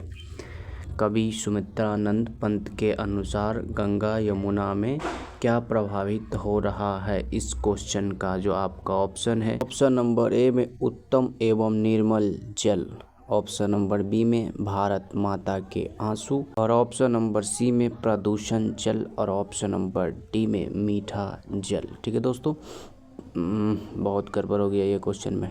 ऑप्शन नंबर सी में प्रदूषित जल होगा। ठीक है, हालांकि ये इस क्वेश्चन का ये आंसर नहीं है। ठीक है ना, तो हमारा क्वेश्चन जो था कि कवि सुमित्रानंद पंत के अनुसार गंगा यमुना में क्या प्रवाहित हो रहा है, तो इस क्वेश्चन का जो राइट आंसर होगा वो होगा आपका ऑप्शन नंबर बी भारत माता के आंसू। ठीक है, ऑप्शन नंबर बी इस क्वेश्चन के राइट आंसर है। 2019 में नहीं पूछा गया है। ठीक है, रॉन्ग है। अगला क्वेश्चन कहता है, कवि सुमित्रानंद पंत के अनुसार भारत माता की कितनी संतान दरिद्रता और अभाव से ग्रसित है? कवि सुमित्रानंद पंत के अनुसार भारत माता की कितनी संतानों दरिद्रता और अभाव से ग्रसित है? इस क्वेश्चन का जो ऑप्शन है, ऑप्शन नंबर ए में 20 करोड़, ऑप्शन नंबर बी में 30 करोड़ और ऑप्शन नंबर सी में 40 करोड़ और ऑप्शन नंबर डी में 50 करोड़। ठीक है, तो हमारा क्वेश्चन जो था कि कवि सुमित्रानंद पंत के अनुसार भारत माता की कितने संतानों दरिद्रता और अभाव से ग्रसित है, तो इस क्वेश्चन का जो राइट आंसर होगा वो होगा आपका ऑप्शन नंबर बी 30 करोड़। ठीक है, कवि सुमित्रानंद पंत के अनुसार भारत माता की 30 करोड़ संतानें दरिद्रता और अभाव से ग्रसित है। ऑप्शन नंबर बी जो है इस क्वेश्चन का राइट आंसर हो जाएगा। दोस्तों आपने अभी से पढ़ाई करना चालू किया तो टेंशन नहीं लीजिए, लास्ट आते आते हाई क्लास नाम का एक क्रैश कोर्स चलेगा, इसमें हमने जो बताना है वह वहाँ पूछा जाएगा। ठीक है ना, तो टेंशन कुछ भी नहीं लेना है। हमारा अगला ऑब्जेक्टिव क्वेश्चन कहता है सफल आज उसका तप संयम पीला अहिंसा स्तन सुगोतम प्रस्तुत पंक्ति किसकी कविता है। तो इस क्वेश्चन का जो आपका ऑप्शन होगा, ऑप्शन नंबर ए में स्वदेशी, ऑप्शन नंबर बी में भारत माता, और ऑप्शन नंबर सी में जनतंत्र का जन्म, और ऑप्शन नंबर डी में हिरोशिमा। ठीक है, तो इस क्वेश्चन का जो राइट आंसर होगा आपका ऑप्शन नंबर डी भारत माता। ठीक है, ऑप्शन नंबर डी इस क्वेश्चन का राइट आंसर हो जाएगा। अगला ऑब्जेक्टिव क्वेश्चन कहता है पंत जी को किस रचना पर ज्ञानपीठ पुरस्कार मिला। पंत जी को किस रचना पर ज्ञानपीठ पुरस्कार मिला। इस क्वेश्चन का जो आपका ऑप्शन है, ऑप्शन नंबर ए में Gramya, option number B Chidambara, option number C Pallav, और ऑप्शन नंबर डी वीणा। ठीक है, तो हमारा क्वेश्चन जो है कि पंत जी को किस रचना पर ज्ञानपीठ पुरस्कार मिला। तो इस क्वेश्चन का जो राइट आंसर होगा वो होगा आपका ऑप्शन नंबर बी चिदंबरा पर। ठीक है, ऑप्शन नंबर बी जो है इस क्वेश्चन का राइट आंसर होगा। इसी के साथ अगला क्वेश्चन हमारा कहता है सुमित्रानंद पंत का जन्म कब हुआ था।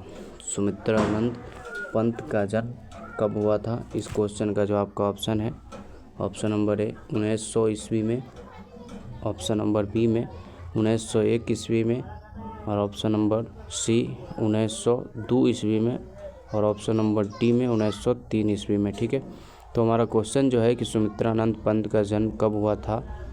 तो इस क्वेश्चन का जो राइट आंसर होगा वो होगा आपका ऑप्शन नंबर ए 1900 ईस्वी में। ठीक है, सुमित्रानंद पंत जी का जन्म 1900 ईस्वी में हुआ था। ऑप्शन नंबर ए जो है इस क्वेश्चन का राइट आंसर हो जाएगा। ठीक है, अगला क्वेश्चन है इस वीडियो का लास्ट क्वेश्चन, सुमित्रानंद पंत को मानव सौंदर्य ने किस ओर आकृष्ट किया। ठीक है, सुमित्रानंद पंत को मानव सौंदर्य ने किस ओर आकृष्ट किया। इस क्वेश्चन का जो आपका ऑप्शन है, ऑप्शन नंबर ए में अध्यात्मवाद, ऑप्शन नंबर बी संकीर्णता की ओर, और ऑप्शन नंबर सी अंतिवादित की ओर, और ऑप्शन नंबर डी समाजवाद की ओर। ठीक है, तो हमारा क्वेश्चन जो था कि सुमित्रानंद पंत को मानव सौंदर्य ने किस ओर आकृष्ट किया। तो इस क्वेश्चन का जो राइट आंसर होगा वो होगा आपका ऑप्शन नंबर ए अध्यात्मवाद की ओर। ठीक है, अध्यात्मवाद की ओर। ठीक है, ऑप्शन नंबर ए जो है इस क्वेश्चन का राइट आंसर हो जाएगा। चलिए दोस्तों, मिलते हैं फिर से कोई दूसरे वीडियो में, चैनल को सब्सक्राइब करके जाएं। हेलो दोस्तों, स्वागत है आपका हमारे यूट्यूब चैनल के इस वीडियो में। दोस्तों आज हम बात करने वाले हैं 10th क्लास के 100 नंबर वाले हिंदी गोदली भाग 2 के काव्य खंड का चैप्टर नंबर 6 जनतंत्र का जन्म से हमने top highlighted VPI objective questions लिए हैं जो कभी न कभी पूछा गया है और इस बार भी पूछे जाने की ज़्यादातर चांस है। चलिए दोस्तों, बिना समय गवाए क्वेश्चन की ओर बढ़ते हैं। उससे पहले अगर आप हमारे चैनल पे पहली बार आए हैं तो प्लीज़ हमारे चैनल को सब्सक्राइब करें, वीडियो पसंद आए तो वीडियो को लाइक और शेयर ज़रूर करें। ठीक है दोस्तों, तो चलिए दोस्तों हम जनतंत्र के जन्म का सबसे पहला ऑब्जेक्टिव क्वेश्चन बताते हैं। और सबसे पहला ऑब्जेक्टिव क्वेश्चन हमारा है जनतंत्र का जन्म शीर्षक कविता के कवि कौन है। जनतंत्र का जन्म शीर्षक कविता के कवि कौन है। हिंदी का ऐसा सब्जेक्ट है जिसमें कम मेहनत से ज़्यादा मार्क्स मिलते हैं। इसका मतलब यह नहीं कि आप हिंदी को इग्नोर करोगे। ठीक है, हिंदी को अच्छे से मेहनत करने पे 85 95 तक भी आ सकता है। तो हमारा क्वेश्चन है जनतंत्र का जन्म शीर्षक कविता के कवि कौन है।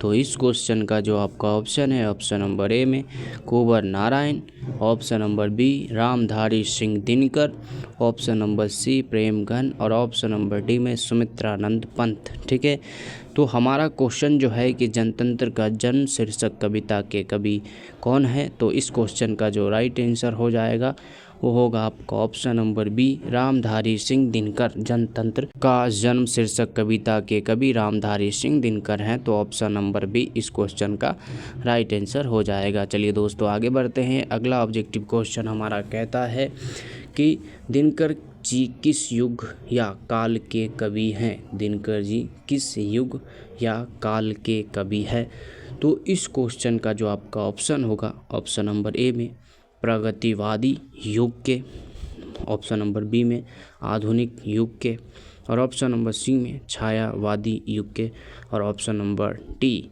प्रयोगवादी युग के। ठीक है दोस्तों, तो हमारा क्वेश्चन जो है कि दिनकर जी किस युग या काल के कवि हैं, तो इस क्वेश्चन का जो राइट आंसर होगा वो होगा आपका ऑप्शन नंबर सी, छायावादी युग के। ठीक है, दिनकर जी छायावादी युग के कवि हैं, ऑप्शन नंबर सी इस क्वेश्चन का राइट आंसर हो जाएगा।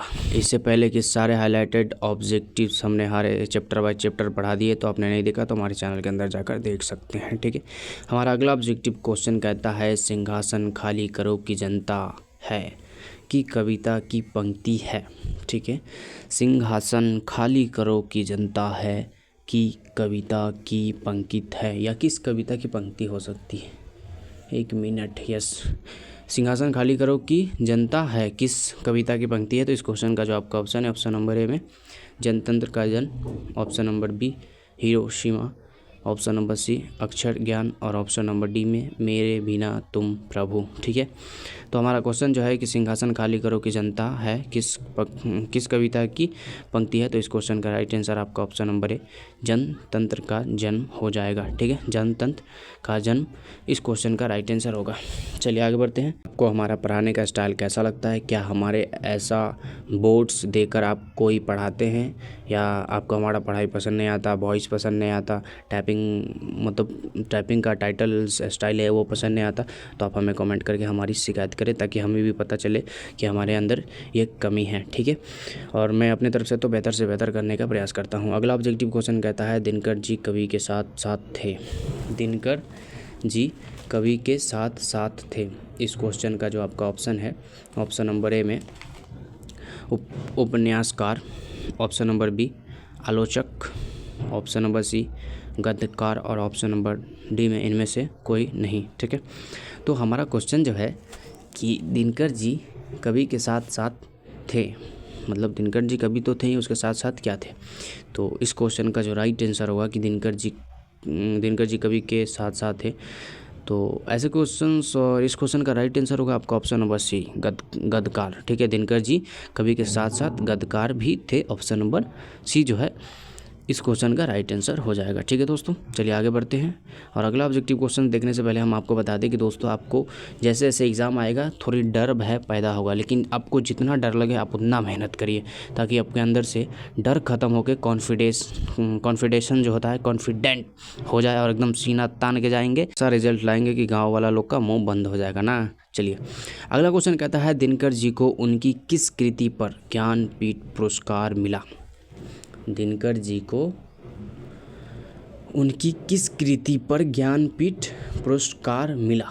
ठीक है, इस क्वेश्चन का जो आपका ऑप्शन होगा, ऑप्शन नंबर ए में कुरुक्षेत्र, ऑप्शन नंबर बी में उर्वशी, और ऑप्शन नंबर सी में रसीम रथी, और ऑप्शन नंबर डी हुंकार। ठीक है, तो हमारा क्वेश्चन जो था कि दिनकर जी को उनकी किस कृति पर ज्ञानपीठ पुरस्कार मिला, तो इस क्वेश्चन का जो राइट आंसर होगा आपका ऑप्शन नंबर बी उर्वशी पर। ठीक है, ऑप्शन नंबर बी इस क्वेश्चन का राइट आंसर होगा।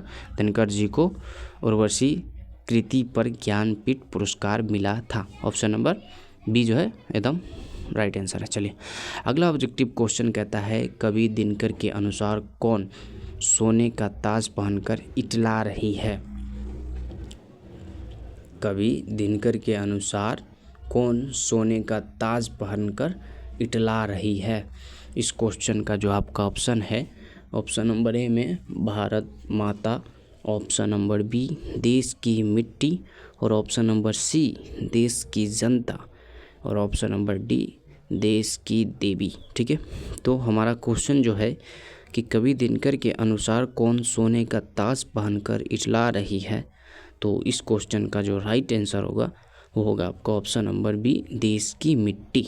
ठीक है, देश की मिट्टी जो है कवि दिनकर जी के अनुसार सोने का ताज पहनकर एकदम इटला रही है। ठीक है ना, चलिए आगे बढ़ते हैं और अगला ऑब्जेक्टिव क्वेश्चन को हम देखते हैं। ठीक है, सारे के सारे VVI है और टॉप VVI तो हम लास्ट के महीने में बताएंगे, जो यहाँ बताएंगे वहाँ आएगा 100%। अगला क्वेश्चन कहता है कवि दिनकर किसके लिए सिंहासन खाली करने की बात करते हैं। कवि दिनकर किसके लिए सिंहासन खाली करने की बात करते हैं। तो इस क्वेश्चन का जो आपका ऑप्शन है, ऑप्शन नंबर ए जनता के लिए, ऑप्शन नंबर बी बच्चों के लिए, ऑप्शन नंबर सी स्त्रियों के लिए और ऑप्शन नंबर डी गरीबों के लिए। ठीक है, तो कवि दिनकर किसके लिए सिंहासन खाली करने की बात करते हैं, इस क्वेश्चन का जो राइट आंसर होगा वो होगा आपका ऑप्शन नंबर ए जनता के लिए। ठीक है, ऑप्शन नंबर ए इस क्वेश्चन का राइट आंसर होगा, कवि दिनकर जनता के लिए सिंहासन खाली करने की बात करते हैं। ठीक है ना, चलिए अगला हमारा ऑब्जेक्टिव क्वेश्चन कहता है रामधारी सिंह दिनकर का जन्म ... जिले में हुआ। रामधारी सिंह दिनकर का जन्म ... जिले में हुआ। Option number A Jamui, option number B Muzaffarpur, option number C Begusarai और ऑप्शन नंबर डी सीतामढ़ी। दोस्तों आप लोग बिहार के कौन कौन से ज़िले से हो आप लोग कमेंट करें अपना अपना ज़िला का नाम। और इस क्वेश्चन का जो राइट आंसर होगा कि रामधारी सिंह दिनकर का जन्म ... जिले में हुआ। तो इस क्वेश्चन का राइट आंसर होगा आपका ऑप्शन नंबर सी बेगूसराय जिले में। ठीक है, ऑप्शन नंबर सी बेगूसराय ज़िला। और बेगूसराय हमारा ज़िला समस्तीपुर दोनों अगल बगल में ही है। और वैसे बेगूसराय और समस्तीपुर काफ़ी अच्छा ज़िला है, घूमने लायक है। चलिए आगे बढ़ते हैं और अगला ऑब्जेक्टिव क्वेश्चन को देखते हैं।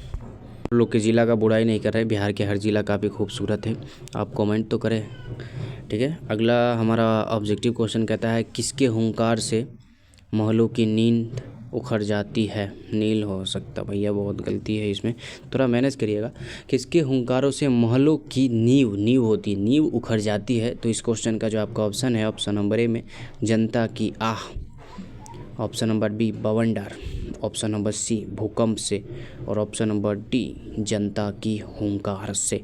आपने बांग्लादेश को देखा ना, पूरा स्टूडेंट मिलके प्रधानमंत्री को इंडिया भगा दिया और सरकार बदल दिया। हमारा क्वेश्चन जो था कि किसके हुंकारों से महलों की नींव उखड़ जाती है, तो इस क्वेश्चन का राइट आंसर होगा आपका ऑप्शन नंबर डी जनता की हुंकार से। ठीक है, ऑप्शन नंबर डी जनता के हुंकार से महलों की नींव उखड़ जाती है। भैया बांग्लादेश ने तो प्रधानमंत्रियों को उखाड़ के फेंक दिया। अगला क्वेश्चन, सदियों की ठंडी बुझी राख सुगबुगा उठी मिट्टी सोने का ताज पहनकर इटलाती है। यह पंक्ति है। सदियों की ठंडी बुझी राख सुगबुगा उठी मिट्टी सोने का ताज पहनकर इटलाती है। यह पंक्ति किसकी या कौन कहाँ की है, किस में से ली गई है, ऐसा क्वेश्चन। लेकिन वहाँ ऐसा ही क्वेश्चन आएगा, क्वेश्चन में कोई फेरबदल नहीं होगा। ठीक है, तो इस क्वेश्चन का जो आपका ऑप्शन है, ऑप्शन नंबर ए में दिनकर की, ऑप्शन नंबर बी में निराला की और ऑप्शन नंबर सी में महादेवी की और ऑप्शन नंबर डी में आया की। टॉप भी ऑब्जेक्टिव क्वेश्चन है ये, 19 21 22 में पूरा है, तो इस बार 25 में आने की ज़्यादातर चांस है। ठीक है ना, तो सदियों की ठंडी बुझी राख सुगबुगा उठी मिट्टी सोने का ताज पहनकर इटलाती है, यह पंक्ति है। तो इस क्वेश्चन का जो राइट आंसर होगा आपका ऑप्शन नंबर ए दिनकर की। ठीक है, यह पंक्ति दिनकर जी की, ऑप्शन नंबर ए जो है इस क्वेश्चन का राइट आंसर हो जाएगा। चलिए दोस्तों, मिलते फिर से कोई दूसरे वीडियो में, तब तक के लिए भाई अपना ध्यान रखिए, मन ध्यान एकदम तन लगा के मेहनत करिए, जाते जाते हमारे चैनल को सब्सक्राइब करके जाए प्लीज़। हेलो दोस्तों, स्वागत है आपका हमारे यूट्यूब चैनल के इस वीडियो में। दोस्तों आज हम बात करेंगे 10th क्लास के 100 नंबर वाले हिंदी गोदली भाग 2 के चैप्टर नंबर 7 काव्य खंड से हिरोशिमा पार्ट के top highlighted most VVI objective questions, जो इस बार के बिहार बोर्ड के फाइनल एग्ज़ाम के दृष्टिकोण से काफ़ी महत्वपूर्ण है। और इस बार ये सारे क्वेश्चंस कभी न कभी पूछे गए हैं और इस बार पूछे जाने की ज़्यादातर चांस है। तो चलिए दोस्तों, हमने 15 क्वेश्चंस डाले हैं। मैंने कहा था कि 15 क्वेश्चंस ही आएंगे। मैं सिर्फ ये सारे क्वेश्चंस आपके दिमाग में रखने के लिए, नज़र में रहने के लिए बता रहे हैं। एग्ज़ाम जैसे 1 महीने करीब आएगा, हम 15 में से 2 ऑब्जेक्टिव क्वेश्चन बताएंगे जो वहाँ बिहार बोर्ड में 100% आएगा, ठीक है। तो दोस्तों हिरोशिमा पार्ट में सबसे पहला ऑब्जेक्टिव क्वेश्चन हमारा है, हिरोशिमा किस देश में है? हिरोशिमा किस देश में है? इस क्वेश्चन का ऑप्शन है, ऑप्शन नंबर ए इटली में, ऑप्शन नंबर बी जापान में, ऑप्शन नंबर सी फ्रांस में और ऑप्शन नंबर डी जर्मनी में। तो दोस्तों हमारा क्वेश्चन जो था कि हिरोशिमा किस देश में है, तो इस क्वेश्चन का राइट आंसर आपका ऑप्शन नंबर बी जापान में हो जाएगा, ठीक है। हिरोशिमा जापान में है, ऑप्शन नंबर बी इस क्वेश्चन का राइट आंसर हो जाएगा। चलिए दोस्तों आगे बढ़ते हैं और अगला ऑब्जेक्टिव क्वेश्चन को देखते हैं। साथ हमारा अगला क्वेश्चन है, अयग किसका उपनाम है अथवा अयग का पूरा नाम है? अयग किसका उपनाम है अथवा अयग का पूरा नाम है? Option number A Ramdhari Singh, option number B Badrinath Chaudhary, option number C Viren Dangwal और option number D Sachchidanand Hiranand Vatsyayan Agyeya, ठीक है। अयग अगर यहाँ ऑप्शन में नहीं लगा है तो वहाँ भी नहीं लगा रहेगा, नहीं तो इस क्वेश्चन का तो राइट आंसर सबको मालूम हो जाएगा, ठीक है ना। तो हमारा क्वेश्चन जो था कि अयग किसका उपनाम है अथवा अयग का पूरा नाम है, तो इस क्वेश्चन का जो राइट आंसर हो जाएगा वो होगा आपका option number D Sachchidanand Hiranand Vatsyayan Agyeya, ठीक है। ऑप्शन नंबर डी जो है इस क्वेश्चन का राइट आंसर होगा, ठीक है ना। चलिए आगे बढ़ते हैं और अगला ऑब्जेक्टिव क्वेश्चन को देखते हैं। तो हमारा अगला ऑब्जेक्टिव क्वेश्चन है, अयग किस काव्य धारा के कवि है, ठीक है।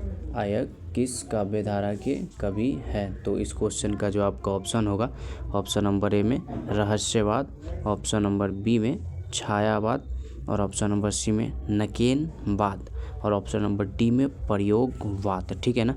तो हमारा क्वेश्चन जो था कि अयग किस काव्य धारा के कवि हैं, तो इस क्वेश्चन का जो राइट आंसर होगा वो होगा आपका ऑप्शन नंबर डी प्रयोगवाद।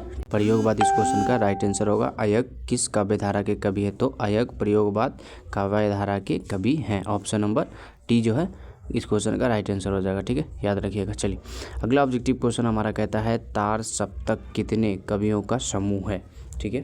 तार सप्तक कितने कवियों का समूह है, तो इस क्वेश्चन का जो आपका ऑप्शन है, option number A 5, option number B 6, option number C 7 और ऑप्शन नंबर डी में 8, ठीक है। तार सप्तक कितने कवियों का समूह है, यह हमारा क्वेश्चन है। और तार सप्तक कितने कवियों का समूह है, तो इस क्वेश्चन का जो राइट आंसर होगा वो होगा आपका ऑप्शन नंबर सी 7, ठीक है। तार सप्तक 7 कवियों का समूह है, तार सप्तक यानी 7 से ही लेकर सप्तक बनाया गया होगा, तो ऑप्शन नंबर सी इस क्वेश्चन का राइट आंसर होगा। अगला क्वेश्चन कहता है, तार सप्तक का संपादन किया, तार सप्तक का संपादन किया। इस क्वेश्चन का जो आपका ऑप्शन है, ऑप्शन नंबर ए में Jaishankar Prasad, option number B Mahadevi होगा, ठीक है, महादेवी वर्मा ने और ऑप्शन नंबर सी में राम इकबाल सिंह ने और ऑप्शन नंबर डी में अयग ने, ठीक है। तो हमारा क्वेश्चन जो था कि तार सप्तक का संपादक किया या संपादन किया, तो इस क्वेश्चन का जो राइट आंसर होगा आपका ऑप्शन नंबर डी अयग ने, ठीक है। तार सप्तक का संपादन अयग ने किया था, ऑप्शन नंबर डी जो है इस क्वेश्चन का राइट आंसर हो जाएगा, ठीक है। चलिए आगे बढ़ते हैं। आगे बढ़ने से पहले दोस्तों, अगर आपने यहाँ तक पहुँच गया और हमारे चैनल को सब्सक्राइब नहीं किया तो प्लीज़ हमारे चैनल को सब्सक्राइब करें। मोटिवेशन हर इंसान के अंदर, हर इंसान के लिए ज़रूरी होता है, चाहे वो हो, आप हो, चाहे हम, ठीक है। चलिए आगे, अगला हमारा ऑब्जेक्टिव क्वेश्चन कहता है, नदी के द्वीप किस कवि की रचना है, ठीक है। नदी के द्वीप किस कवि की रचना है। इस क्वेश्चन का जो आपका ऑप्शन है, ऑप्शन नंबर ए में Ramdhari Singh Dinkar, option number B में सुमित्रानंद पंत और option number C Kunwar Narayan और ऑप्शन नंबर डी में जो है वो होगा अयग ने। तो हिरोशिमा में अयग का ही चर्चा हो रहा है, तो अब तो ये क्वेश्चंस का आंसर देना काफ़ी इजी रहता है, लेकिन इसको सिर्फ देखिए, ध्यान में रखिए, बस हम इसी नज़रिए से आप लोग को बता रहे हैं, ठीक है ना। तो नदी के द्वीप किस कवि की रचना है, इस क्वेश्चन का जो राइट आंसर होगा आपका ऑप्शन नंबर डी अयग ने, ठीक है। नदी द्वीप किस कवि की रचना है? आयग के होगा, ठीक है। आयग जी की यह रचना है, ठीक है। चलिए अगला क्वेश्चन कहता है शेखर एक जीवनी उपन्यास किसकी रचना है? शेखर एक जीवनी उपन्यास किसकी रचना है? इस क्वेश्चन का जो आपका ऑप्शन है, ऑप्शन नंबर ए में Jivanand Das, option number B Agyeya, और option number C Ramdhari Singh Dinkar, और ऑप्शन नंबर डी में रेनर मारिया रिल्के, ठीक है। तो हमारा क्वेश्चन जो है कि शेखर एक जीवनी उपन्यास किसकी रचना है? तो इस क्वेश्चन का जो राइट आंसर होगा वो होगा आपका ऑप्शन नंबर बी आयग की, ठीक है। ऑप्शन नंबर बी इस क्वेश्चन का राइट आंसर होगा। अगला क्वेश्चन कहता है पत्थर पर लिखी हुई जली हुई छाया किसकी साक्षी है? पत्थर पर लिखी हुई जली हुई छाया किसकी साक्षी है? तो इस क्वेश्चन का जो आपका ऑप्शन होगा, ऑप्शन नंबर ए पशु, ऑप्शन नंबर बी ईश्वर, ऑप्शन नंबर सी मानव, और ऑप्शन नंबर डी प्रकृति। तो हमारा क्वेश्चन जो था कि पत्थर पर लिखी हुई जली हुई छाया किसकी साक्षी है, तो इस क्वेश्चन का जो राइट आंसर होगा वो होगा आपका ऑप्शन नंबर सी मानव की, ठीक है। मानव की पत्थर पर लिखी हुई जली हुई छाया साक्षी है। ऑप्शन नंबर सी इस क्वेश्चन का राइट आंसर होगा। चलिए इसी के साथ अगला क्वेश्चन द्वितीय विश्व युद्ध में परमाणु बम ... पर गिराया गया। हमारा क्वेश्चन है द्वितीय विश्व युद्ध में परमाणु बम ... पर गिराया गया। इस क्वेश्चन का जो आपका ऑप्शन है, option number A Japan, option number B France, option number C रूस, और ऑप्शन नंबर डी जर्मनी, ठीक है। तो हमारा क्वेश्चन जो है कि द्वितीय विश्व युद्ध में परमाणु बम ... पर गिराया गया। तो इस क्वेश्चन का जो राइट आंसर होगा वो होगा आपका ऑप्शन नंबर ए जापान, ठीक है। द्वितीय विश्व युद्ध में परमाणु बम जापान पर गिराया गया, तो ऑप्शन नंबर ए जो है इस क्वेश्चन का राइट आंसर हो जाएगा, ठीक है दोस्तों। चलिए आगे बढ़ते हैं और अगला ऑब्जेक्टिव क्वेश्चन को देखते हैं। हमारा अगला ऑब्जेक्टिव क्वेश्चन कहता है हिंदी कविता में प्रयोगवाद का सूत्रपात किसने किया? हिंदी कविता में प्रयोगवाद का सूत्रपात किसने किया? Option number A Dinkar, option number B Pant, और ऑप्शन नंबर सी निराला, और ऑप्शन नंबर डी आयग, ठीक है।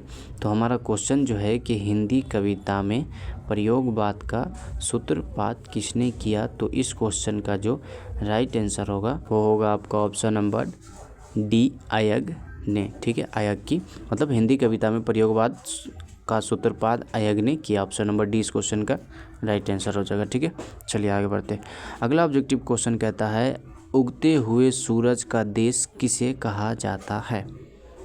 उगते हुए सूरज का देश किसे कहा जाता है? ऑप्शन नंबर ए भारत को, ऑप्शन नंबर बी जापान को, ऑप्शन नंबर सी भूटान को, और ऑप्शन नंबर डी में श्रीलंका। तो हमारा क्वेश्चन है उगते हुए सूरज का देश किसे कहा जाता है? तो इस क्वेश्चन का जो राइट आंसर होगा वो होगा आपका ऑप्शन नंबर बी जापान को, ठीक है। जापान को उगते हुए सूरज का देश किसे कहा जाता है? जापान को। ऑप्शन नंबर बी जो है इस क्वेश्चन का राइट आंसर हो जाएगा, ठीक है। चलिए दोस्तों आगे बढ़ते हैं और अगला ऑब्जेक्टिव को देखते हैं। तो हमारा अगला ऑब्जेक्टिव क्वेश्चन कहता है दुर्दांत मानवीय विभीषका का चित्रण करने वाली कविता है, ठीक है। इस क्वेश्चन का जो आपका ऑप्शन है, ऑप्शन नंबर ए एक वृक्ष की हत्या, ऑप्शन नंबर बी अक्षर ज्ञान, और ऑप्शन नंबर सी हिरोशिमा, और ऑप्शन नंबर डी जनतंत्र का जन्म, ठीक है। तो दुर्दांत मानवीय विभीषका का चित्रण करने वाली कविता है। तो इस क्वेश्चन का जो राइट आंसर होगा वो होगा आपका ऑप्शन नंबर सी हिरोशिमा, ठीक है। ऑप्शन नंबर सी जो है इस क्वेश्चन का राइट आंसर हो जाएगा हिरोशिमा, और यह 2021 में नहीं 19 में पूछा गया, ठीक है, लेकिन हमें मिस्टेक हुआ। अगला ऑब्जेक्टिव क्वेश्चन हमारा कहता है सच्चिदानंद हीरानंद वात्स्ययन आयग के पिता का नाम है, ठीक है। सच्चिदानंद हीरानंद वात्स्यन आयक के पिता का नाम है। इस क्वेश्चन का जो आपका ऑप्शन है, ऑप्शन नंबर ए में doctor Dev Shastri, option number B doctor Hiranand Shastri और ऑप्शन नंबर सी में डॉक्टर विद्यानंद शास्त्री और option number D doctor Vatsyayan Shastri. ठीक है, तो हमारा क्वेश्चन जो है कि सच्चिदानंद हीरानंद वात्स्यन आयक के पिता का नाम क्या है। तो इस क्वेश्चन का जो राइट आंसर होगा वो होगा आपका option number B doctor Hiranand Shastri. ठीक है, सच्चिदानंद हीरानंद वात्स्यन आयक के पिता का नाम डॉक्टर हीरानंद शास्त्री है। ऑप्शन नंबर बी जो है इस क्वेश्चन का राइट आंसर है। ठीक है, चलिए अगला ऑब्जेक्टिव क्वेश्चन हमारा कहता है धूप वर्षी पर अंतरिक्ष से नहीं फटी। ठीक है, धूप वर्षी पर अंतरिक्ष से नहीं फटी। ऑप्शन नंबर ए कुआं से, ऑप्शन नंबर बी दसों दिशाएं से, ऑप्शन नंबर सी मिट्टी से और ऑप्शन नंबर डी में आसमान से। ठीक है, तो हमारा क्वेश्चन जो है कि धूप वर्षी पर अंतरिक्ष से नहीं फटी, इस क्वेश्चन का जो राइट आंसर होगा वो होगा आपका ऑप्शन नंबर सी मिट्टी से। ठीक है, ऑप्शन नंबर सी मिट्टी से इस क्वेश्चन का राइट आंसर हो जाएगा। चलिए दोस्तों, मिलते फिर से कोई दूसरे वीडियो को। जाते जाते हमारे चैनल को सब्सक्राइब करके जाइए। चलिए बाय। हेलो दोस्तों, स्वागत है आपका हमारे यूट्यूब चैनल के इस वीडियो में। दोस्तों आज हम बात करेंगे 10th क्लास के 100 नंबर वाले हिंदी गोदली भाग 2 के काव्य खंड के चैप्टर नंबर 10 अक्षर ज्ञान के top most VBI highlighted objective question जो कभी न कभी पूछा गया है और इस बार भी पूछे जाने की ज़्यादातर चांस है। तो चलिए दोस्तों, बिना समय गवाए क्वेश्चन की ओर बढ़ते हैं। उससे पहले अगर आप हमारे चैनल पर नए तो प्लीज़ हमारे चैनल को सब्सक्राइब कर दीजिए। वीडियो पसंद आए तो ऐड में लाइक करके जाना। और चलिए इसके साथ अक्षर ज्ञान के हाईलाइटेड ऑब्जेक्टिव क्वेश्चन को देखते हैं। तो अक्षर ज्ञान से सबसे पहला हाईलाइटेड ऑब्जेक्टिव क्वेश्चन जो हमने सिलेक्ट किया है वो है यह है कि अक्षर ज्ञान कविता में पंक्ति से क्या उतर जाता है। ठीक है, अक्षर ज्ञान कविता में पंक्ति से क्या उतर जाता है। ऑप्शन नंबर ए में क, ऑप्शन नंबर बी में ख और ऑप्शन नंबर सी में ग और ऑप्शन नंबर डी में घ। ठीक है, तो दोस्तों हमारा क्वेश्चन है कि अक्षर ज्ञान कविता में पंक्ति से क्या उतर जाता है। तो इस क्वेश्चन का जो राइट आंसर होगा वो होगा आपका ऑप्शन नंबर बी ख। ठीक है, ऑप्शन नंबर बी ख इस क्वेश्चन का राइट आंसर हो जाएगा कि अक्षर ज्ञान कविता में पंक्ति से ख उतर जाता है। Option number B. ठीक है, चलिए दोस्तों आगे बढ़ते हैं और अगला ऑब्जेक्टिव क्वेश्चन को देखते हैं। तो दोस्तों हमारा अगला ऑब्जेक्टिव क्वेश्चन कहता है कि अक्षर ज्ञान कविता में किस मनोवैज्ञानिक का आधार लिया गया है। अक्षर ज्ञान कविता में किस मनोवैज्ञानिक का आधार लिया गया है। इस क्वेश्चन का जो आपका ऑप्शन है, ऑप्शन नंबर ए में स्त्री मनोवैज्ञानिक, ऑप्शन नंबर बी बाल मनोवैज्ञानिक और ऑप्शन नंबर सी वृद्ध मनोवैज्ञानिक और ऑप्शन नंबर डी में किशोर मनोवैज्ञानिक।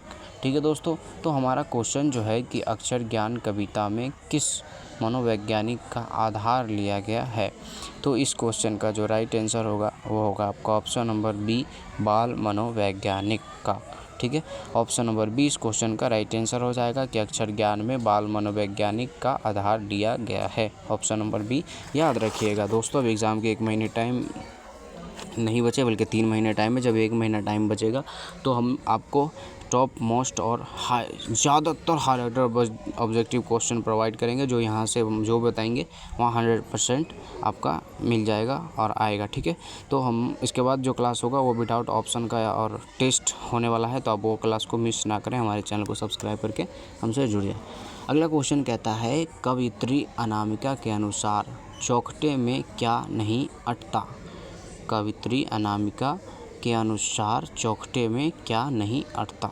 ठीक है, तो इस क्वेश्चन का जो आपका ऑप्शन है 3 महीने बचा है, तो इसका मतलब नहीं कि आप लोग के पास टाइम ही नहीं है। हिंदी एक ऐसा सब्जेक्ट है जिसमें कम मेहनत से ज़्यादा नंबर मिलता है। ठीक है, आपका राइटिंग ठीक रहे चाहे नहीं रहे उतना मायने नहीं रखता। ठीक है, वो मास्टर लोग झूठ बोलते हैं या कि राइटिंग ज़रूरी है, आप लोग का दिमाग का प्रेशर बढ़ा देता है, लेकिन आपका जो राइटिंग है आप उसी पे मेहनत ज़्यादा करें। ठीक है, तो हमारा क्वेश्चन जो है कि कवित्री अनामिका के अनुसार चौखटे में क्या नहीं हटता। तो इस क्वेश्चन का जो आपका ऑप्शन है, ऑप्शन नंबर ए में गमला, ऑप्शन नंबर बी में घड़ा और ऑप्शन नंबर सी में ख और ऑप्शन नंबर डी में खरगोश। ठीक है, तो हमारा क्वेश्चन है कि कवित्री अनामिका के अनुसार चौखटे में क्या नहीं हटता।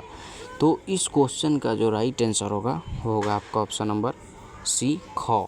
ठीक है, कवित्री अनामिका के अनुसार चौकटे में ख नहीं अटता। ऑप्शन नंबर सी जो है इस क्वेश्चन का राइट आंसर होगा। चलिए अगला ऑब्जेक्टिव क्वेश्चन हमारा कहता है घड़े सा लुढ़कता हुआ उसका घाव किस पर आकर थमक जाता है। ठीक है, घड़े से लुढ़कता हुआ उसका घाव किस पर आकर थमक जाता है।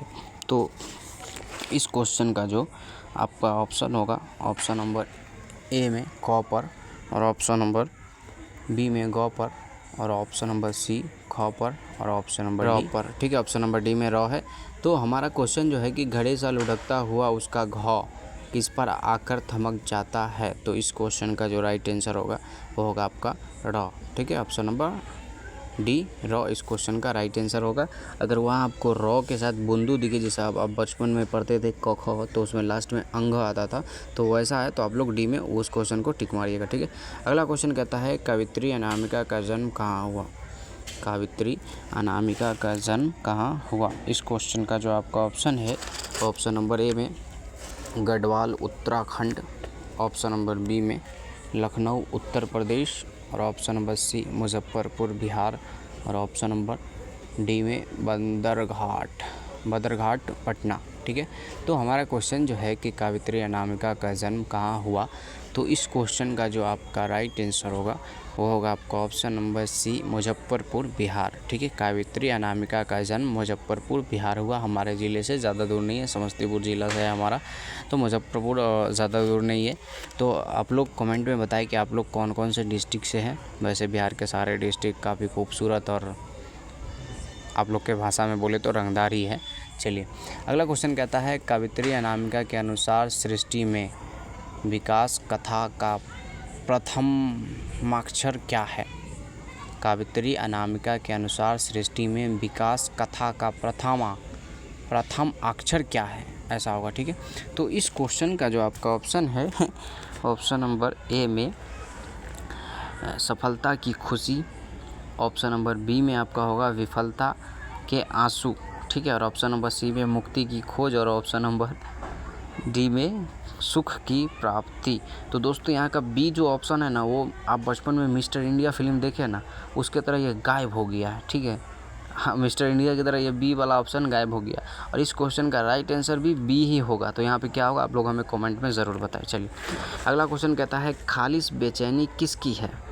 खालिश बेचैनी किसकी है।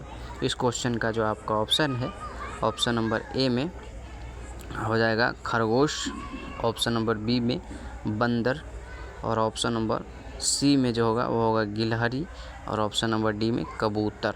ठीक है, तो हमारा क्वेश्चन जो है कि खालिश बेचैनी किसकी है। तो इस क्वेश्चन का जो आपका राइट आंसर होगा वो होगा आपका ऑप्शन नंबर ए खरगोश की। ठीक है, ऑप्शन नंबर ए खरगोश जो है इस क्वेश्चन का राइट आंसर होगा। खालिश बेचैनी खरगोश के है, खालिश खरगोश मैच करिए और इस तरह से आप इसको याद कर लीजिए। यह क्वेश्चन इस बार आने की ज़्यादातर चांस है। तो कोई भी क्वेश्चन को अभी हल्के में ना ले, जब 1 महीना बचेगा तब तक तो सब खत्म हो चुका होगा और कोई ऑप्शन नहीं रहेगा, लेकिन जो हाईलाइटेड क्वेश्चन देंगे वो वहाँ आ जाएगा। ठीक है, इसी के साथ हमारा अगला क्वेश्चन कहता है कवित्री अनामिका के पिता का क्या नाम था। ठीक है, कवित्री अनामिका के पिता का क्या नाम था। इस क्वेश्चन का जो आपका ऑप्शन है ऑप्शन नंबर ए में ब्रिजनंदन किशोर, ऑप्शन नंबर बी में शिवनंदन किशोर, ऑप्शन नंबर सी श्यामनंद किशोर, और ऑप्शन नंबर डी में जयनंद किशोर। ठीक है, तो हमारा क्वेश्चन जो है कि कवित्री अनामिका के पिता का क्या नाम था। तो इस क्वेश्चन का जो राइट आंसर होगा वो होगा आपका ऑप्शन नंबर सी श्यामनंद किशोर। ठीक है, कवित्री अनामिका के पिता का नाम ऑप्शन नंबर सी श्यामनंद किशोर था। ऑप्शन नंबर सी जो है इस क्वेश्चन का राइट आंसर होगा। ठीक है, चलिए आगे बढ़ते हैं और अगला ऑब्जेक्टिव क्वेश्चन को हम देखते हैं। दोस्तों हम अब वीडियो के लास्ट तक पहुंच गए हैं। आप लोगों ने अभी तक हमारे चैनल को सब्सक्राइब नहीं किया है तो प्लीज़ हमारे चैनल को सब्सक्राइब कर दीजिए, ताकि हमारा मेहनत भी सफल हो जाए और हमारा भी मोटिवेशन बढ़े, ताकि हम आप लोगों को अच्छे से अच्छे वीडियोज़ लाकर अच्छा रिज़ल्ट लाने में हेल्प करें। तो आप लोग हमें जब तक सपोर्ट नहीं करेंगे, सब्सक्राइब नहीं करेंगे, तब तक पेमेंट हमारा नहीं आएगा यूट्यूब से, समझे ना। काहे कि हम तो आपसे लेंगे नहीं, और आपसे हम वादा करते हैं 10th 12th और आपसे आप पढ़ के जाएंगे, फिर पीछे वाला भी कोई आएगा 1 रुपया किसी भी तरह से नहीं वसूलेंगे। हम एकदम फ्री में पढ़ाएंगे, PDF और जो भी होगा सब चीज़ प्रोवाइड करेंगे, 1 भी रुपया नहीं लेंगे। इसके बदले आपको हमें सपोर्ट करना होगा। हमारे चैनल को सब्सक्राइब करिए, हमारे वीडियोज़ को लाइक करिए, इतना ही हमारे लिए काफ़ी होता है, ठीक है। ये दोस्तों मिलते हैं फिर से कोई दूसरे वीडियो में, तब तक के लिए बाय। अपना ध्यान रखिएगा, तन मन धन एकदम जो है एकदम लगा के मेहनत करिए, क्योंकि 10th क्लास में ही आपके रिज़ल्ट पे सबका नज़र होगा, 12th में तो।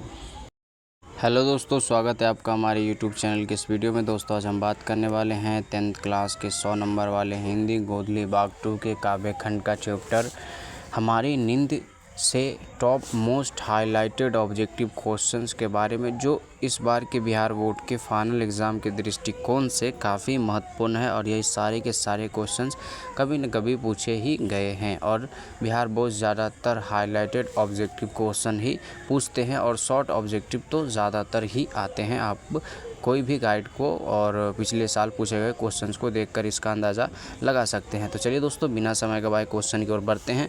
उससे पहले अगर आप हमारे चैनल पर नए हैं तो हमारे चैनल को सब्सक्राइब कर दीजिए, वीडियो पसंद आया होगा तो वीडियो को लाइक कर दीजिए, ठीक है। तो हमारा क्वेश्चन जो है, हमारे नींद से सबसे पहला ऑब्जेक्टिव क्वेश्चन हमने सेलेक्ट किया है कि हमारी नींद कविता में नींद किसका प्रतीक है। हमारी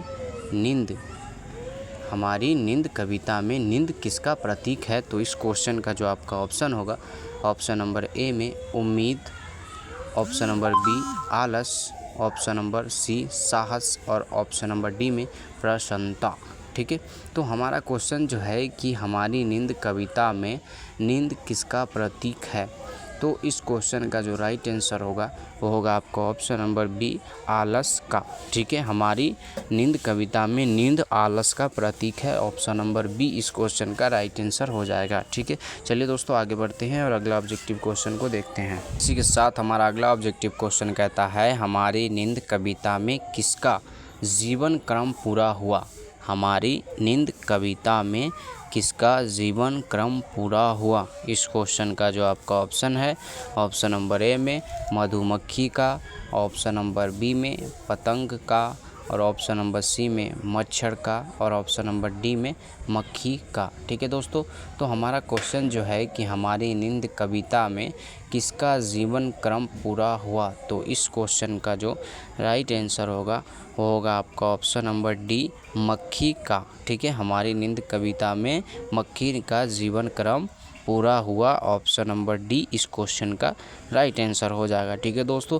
अभी तक आपने पीछे के हाईलाइटेड चैप्टर्स के हाईलाइटेड ऑब्जेक्टिव क्वेश्चन नहीं देखे हैं तो हमारे चैनल पे जाकर सारे वीडियोस को देख लें। और ऐसे भी आज अभी टेंशन नहीं लीजिए, एग्ज़ाम के जैसे ही 1 महीने बचेंगे हम आपके लिए जी जान लगा देंगे। सिर्फ आप हमें सपोर्ट करें, हमारे चैनल को सब्सक्राइब करिए। चलिए अगला ऑब्जेक्टिव क्वेश्चन कहता है हमारी नींद कविता वीरेन डंगवाल की किस कविता संकलन से ली गई है, ठीक है।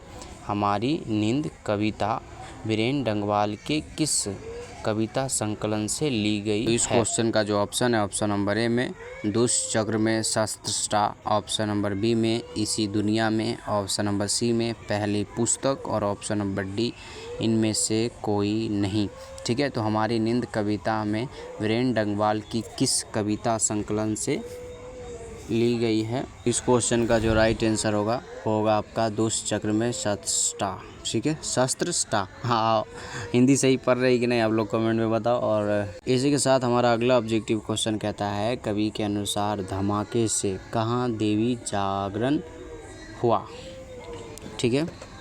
कवि के अनुसार धमाके से कहाँ देवी जागरण हुआ।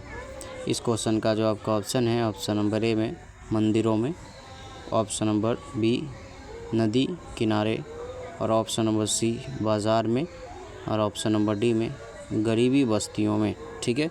तो कवि के अनुसार धमाके से कहाँ देवी जागरण हुआ, इस क्वेश्चन का जो आपका राइट आंसर होगा वो होगा आपका ऑप्शन नंबर डी गरीब बस्तियों में, ठीक है। गरीब बस्तियों में धमाके से देवी जागरण हुआ कवि के अनुसार। ऑप्शन नंबर डी इस क्वेश्चन का राइट आंसर हो जाएगा। और जिसको लगता होगा कि भैया मंदिरों में हुआ होगा तो धमाका मतलब बम फटने से, समझो। चलो अगला ऑब्जेक्टिव क्वेश्चन कहता है कवि वीरेंद्र डंगवाल के अनुसार जीवन में महत्वपूर्ण क्या है। कवि वीरेंद्र डंगवाल के अनुसार जीवन में महत्वपूर्ण क्या है। ऑप्शन नंबर ए सुख, ऑप्शन नंबर बी नींद, ऑप्शन नंबर सी भ्रमण और ऑप्शन नंबर डी में संघर्ष। ठीक है दोस्तों, तो हमारा क्वेश्चन जो है कि कवि वीरेंद्र डंगवाल के अनुसार जीवन में महत्वपूर्ण क्या है, तो इस क्वेश्चन का जो राइट आंसर होगा वो होगा आपका ऑप्शन नंबर डी संघर्ष। दोस्तों संघर्ष जीवन में बहुत ही महत्वपूर्ण है। आप जिसे अपना मानते हो वो आपके बुरे टाइम पे छोड़ कर चला जाएगा, आपका सपोर्ट नहीं करेगा, आप अकेले हो जाओगे। आपको ये बहुत ऐसी मुसीबत आती है संघर्ष करने में, अपनी ज़िंदगी बनाने में। तो संघर्ष जो है जीवन का एक एकदम महत्वपूर्ण हिस्सा है और आप लोग इसके लिए पहले से ही परिपक्व हो जाइए। ठीक है, हर इंसान को पहचानना सीख जाइए। चलिए इसी के साथ अगले ऑब्जेक्टिव क्वेश्चन की ओर बढ़ते हैं। हमारा ये बात वाला अच्छा लगा तो हमारे चैनल को सब्सक्राइब कर दीजिए, समझे।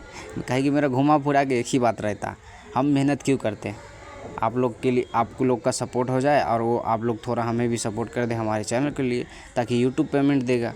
अरे भैया आप थोड़ी दे रहे हैं पेमेंट, और हम आपसे 1 रुपया किसी भी बहाने से नहीं मांगेंगे, ये बात एकदम लिख के रखिए। कहीं हर यूट्यूबर्स ये कोर्स वो कोर्स करके 299, 500, 600 ऐसे लेता है, 1 रुपया नहीं लेंगे ही।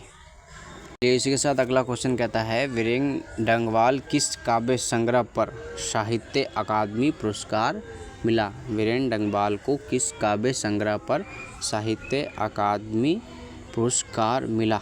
इस क्वेश्चन का जो आपका ऑप्शन है, ऑप्शन नंबर ए में पुतली में संसार, और ऑप्शन नंबर बी में दुष्चक्र में शतृष्टा, और ऑप्शन नंबर सी दुनिया रोज़ बनती है, और ऑप्शन नंबर डी में किसी दुनिया में। ठीक है, इसी दुनिया में, किसी दुनिया में। तो हमारा क्वेश्चन जो है कि वीरेंद्र डंगवाल को किस काव्य संग्रह पर साहित्य अकादमी पुरस्कार मिला, तो इस क्वेश्चन का राइट आंसर आपका हो जाएगा ऑप्शन नंबर बी दुष्चक्र में शतृष्टा। ऑप्शन नंबर बी इस क्वेश्चन का राइट आंसर हो जाएगा। ठीक है दोस्तों, चलिए मिलते हैं फिर से कोई दूसरे वीडियो में, तब तक के लिए बाय। अपना ध्यान रखिएगा, तन मन धन एकदम लगा के मेहनत करिए। ज़्यादा टाइम भी नहीं बचा है, लेकिन पढ़ने वाले के लिए काफ़ी टाइम है, और जो हमारे चैनल से जुड़े हैं उसके लिए तो अभी बहुत टाइम है। तो हमारे चैनल को सब्सक्राइब करके जाइए। चलिए बाय। हेलो दोस्तों, स्वागत है आपका हमारे यूट्यूब चैनल के इस वीडियो में। दोस्तों हम आज बात करने वाले हैं 10th क्लास के 100 नंबर वाले हिंदी गोदली भाग 2 के काव्य खंड के चैप्टर नंबर 11 लौट कर आऊँगा फिर पार्ट के top most highlighted objective question, जो इस बार के बिहार बोर्ड के फाइनल एग्ज़ाम के दृष्टिकोण से काफ़ी महत्वपूर्ण है और सारे के सारे क्वेश्चंस कभी न कभी पूछे गए हैं और इस बार भी पूछे जाने की ज़्यादातर चांसेस है। तो चलिए दोस्तों, बिना समय गवाए क्वेश्चन की ओर बढ़ते उससे पहले अगर आप हमारे चैनल पर नए हैं तो हमारे चैनल को सब्सक्राइब कर दीजिएगा। वीडियो पसंद आए तो वीडियो को लाइक करिएगा। तो ठीक है, तो हमारा लौट कर आऊँगा फिर चैप्टर से सबसे पहला ऑब्जेक्टिव क्वेश्चन है लौट कर आऊँगा फिर शीर्षक कविता किनकी रचना है। ठीक है, लौट कर आऊँगा फिर शीर्षक कविता किनकी रचना है। तो इस क्वेश्चन का जो आपका ऑप्शन है, ऑप्शन नंबर ए में Virendra Dangwal, option number B में अनामिका, और option number C Rainer Maria Rilke, और ऑप्शन नंबर डी में जीवानानंद दास। ठीक है, तो हमारा क्वेश्चन जो था कि लौट कर आऊँगा फिर शीर्षक कविता किनकी रचना है, तो इस क्वेश्चन का जो राइट आंसर होगा वो होगा आपका ऑप्शन नंबर डी जीवनानंद दास। ठीक है, चलिए आगे बढ़ते हैं। अगला ऑब्जेक्टिव क्वेश्चन कहता है लौट कर आऊँगा फिर कविता में कहाँ लौट कर आने की बात करता है। ठीक है, लौट कर आऊँगा फिर कविता में कवि या कोई भी है जो कहाँ लौट कर आने की बात करता है। तो इस क्वेश्चन का जो आपका ऑप्शन है, ऑप्शन नंबर ए में बिहार, ऑप्शन नंबर बी में बंगाल, और ऑप्शन नंबर सी में उड़ीसा, और ऑप्शन नंबर डी में चेन्नई। ठीक है, तो हमारा क्वेश्चन जो है कि लौट कर आऊँगा फिर कविता में कहाँ लौट कर आने की बात करता है। तो इस क्वेश्चन का जो राइट आंसर होगा आपका ऑप्शन नंबर बी बंगाल। ठीक है, कहाँ लौट कर आने की बात करता है, ऑप्शन नंबर बी बंगाल लौट कर आने की बात करता है। ठीक है, चलिए आगे बढ़ते हैं। इसी के साथ अगला ऑब्जेक्टिव क्वेश्चन को देखते हैं। दोस्तों अगर आप पहली बार हमारे चैनल पर हैं तो प्लीज़ हमारे चैनल को सब्सक्राइब करिए, क्योंकि इसके बाद बहुत भौकाल क्लास चालू होने वाला है।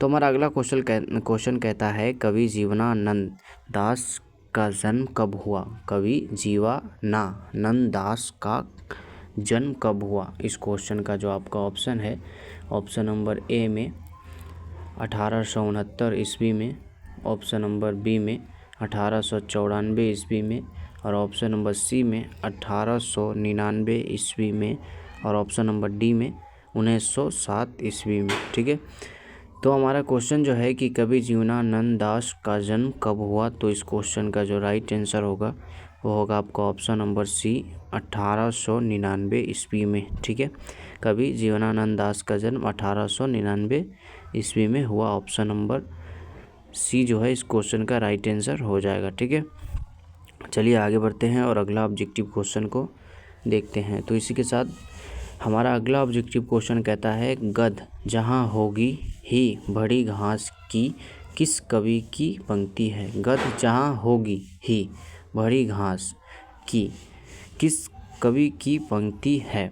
तो इस क्वेश्चन का जो आपका ऑप्शन है, ऑप्शन नंबर ए में वीरेन डंगवाल की, ऑप्शन नंबर बी में जीवनानंद दास की, और ऑप्शन नंबर सी में नेचुरल इस्लाम की, और ऑप्शन नंबर डी में जो है वो होगा कुंवर नारायण की। ठीक है, तो हमारा क्वेश्चन जो है कि गद जहाँ होगी ही भरी घास की किस कवि की पंक्ति है?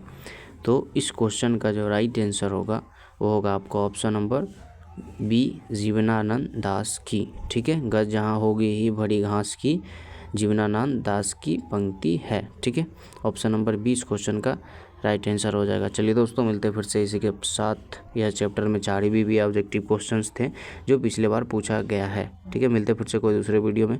चैनल को सब्सक्राइब करके जाएं।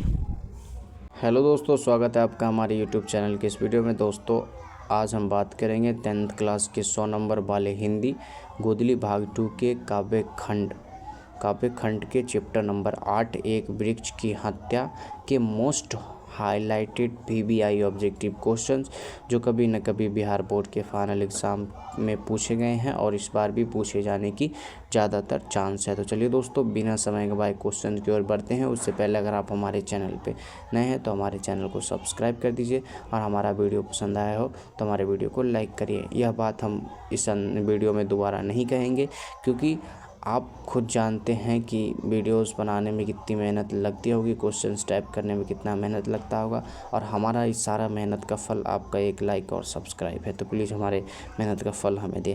तो दोस्तों हमारा क्वेश्चंस है, एक वृक्ष की हत्या से सबसे पहला ऑब्जेक्टिव क्वेश्चन, एक वृक्ष की हत्या कुंवर नारायण के किस संकलन से ली गई है?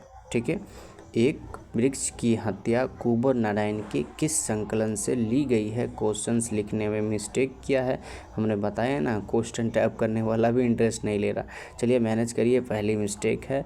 तो हमारा क्वेश्चन जो है कि एक वृक्ष की हत्या कुंवर नारायण के किस संकलन से ली गई है? तो इस क्वेश्चन का जो आपका ऑप्शन है, ऑप्शन नंबर ए में इन दिनों, ऑप्शन नंबर बी में आत्मजयी, ऑप्शन नंबर सी हम तुम, और ऑप्शन नंबर डी आमने सामने। ठीक है, तो हमारा क्वेश्चन जो है, एक वृक्ष की हत्या कुंवर नारायण के किस संकलन से ली गई है? तो इस क्वेश्चन का जो राइट आंसर होगा वो होगा आपका ऑप्शन नंबर ए इन दिनों। ठीक है, इन दिनों इस क्वेश्चन का राइट आंसर हो जाएगा, और यह 2018, 21, 22 में पूछा गया है, तो ज़्यादातर चांस है कि 25 में आएगा ही। ठीक है, चलिए आगे बढ़ते हैं और अगला ऑब्जेक्टिव क्वेश्चन को देखते हैं। ठीक है, हमारा अगला ऑब्जेक्टिव क्वेश्चन कहता है, एक वृक्ष की हत्या कविता में वृक्ष और कवि के बीच कैसा संबंध है? ठीक है, एक वृक्ष की हत्या कविता में वृक्ष और कवि के बीच कैसा संबंध है?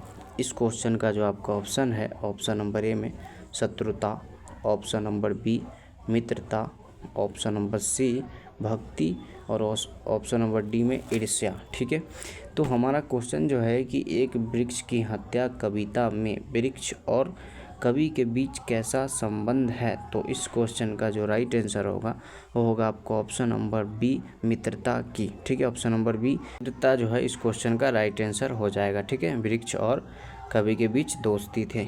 ठीक है ना, याद रखिएगा। ठीक है, चलिए आगे बढ़ते हैं और अगला ऑब्जेक्टिव क्वेश्चन को देखते हैं। दोस्तों इसके बाद वाला क्लास आप कभी भी मिस नहीं करना, क्योंकि विदाउट ऑप्शन वाले क्वेश्चन चलेंगे और हेवी टेस्ट वाले क्लास चलेंगे। ठीक है, तो हमारा अगला ऑब्जेक्टिव क्वेश्चन कहता है, एक वृक्ष की हत्या कविता में कवि मनुष्य को क्या हो जाने से बचाना चाहता है? एक वृक्ष की हत्या कविता में कवि मनुष्य को क्या हो जाने से बचाता है? तो इस क्वेश्चन का जो आपका ऑप्शन है, ऑप्शन नंबर ए में नाला हो जाने से, ऑप्शन नंबर बी में धुआं हो जाने से। ठीक है, और ऑप्शन नंबर सी में जहर हो जाने से, और ऑप्शन नंबर डी जंगल हो जाने से। ठीक है, तो हमारा क्वेश्चन जो है कि एक वृक्ष की हत्या कविता में कवि मनुष्य को क्या हो जाने से बचाने की बात करता है? तो इस क्वेश्चन का राइट आंसर आपको ऑप्शन नंबर डी जंगल। ठीक है, जंगल हो जाने से बचाने का बात करता है। एक वृक्ष की हत्या कविता में कवि जो है मनुष्य को जंगल हो जाने से बचाने की बात करता है। ऑप्शन नंबर डी जो है इस क्वेश्चन का राइट आंसर है। इसी के साथ हमारा अगला क्वेश्चन कहता है, वृक्ष की सूखी डाली किसके तरह थी? वृक्ष की सूखी डाली किसकी तरह, बहुत ऐसे नहीं होता रे भाई, तरफ की जगह तरह तरह दे दिया है।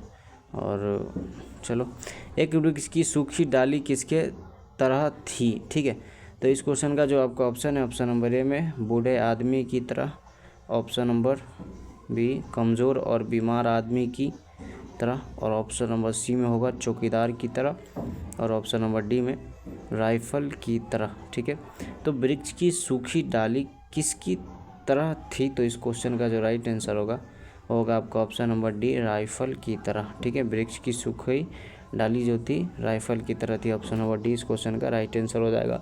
और थोड़ा मोड़ा मिस्टेक से कोई बात नहीं, ऐसे भी कॉमन साइंस लगाना की ज़रूरत है, और कॉमन साइंस जितना इंसान लगाता है उतना ही स्मार्ट और स्मार्ट क्लास की ओर बढ़ता है। ठीक है, चलिए आगे बढ़ते हैं। हमारा अगला ऑब्जेक्टिव क्वेश्चन कहता है, कुंवर नारायण कवि है? कुंवर नारायण कवि हैं? ऑप्शन नंबर ए ग्राम संवेदना के, ऑप्शन नंबर बी नगर संवेदना के, ऑप्शन नंबर सी ममत्व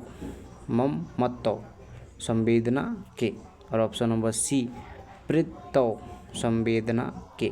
ठीक है, पृत्व संवेदना।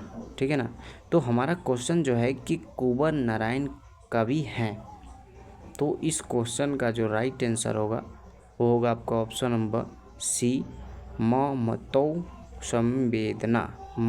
ठीक है, ममत्व संवेदना के, ऑप्शन नंबर सी इस क्वेश्चन का राइट आंसर। चलिए अगला क्वेश्चन कहता है, कवि को बूढ़ा चौकीदार वृक्ष हमेशा कहाँ पर मिलता था? कवि को बूढ़ा चौकीदार वृक्ष हमेशा कहाँ पर मिलता था?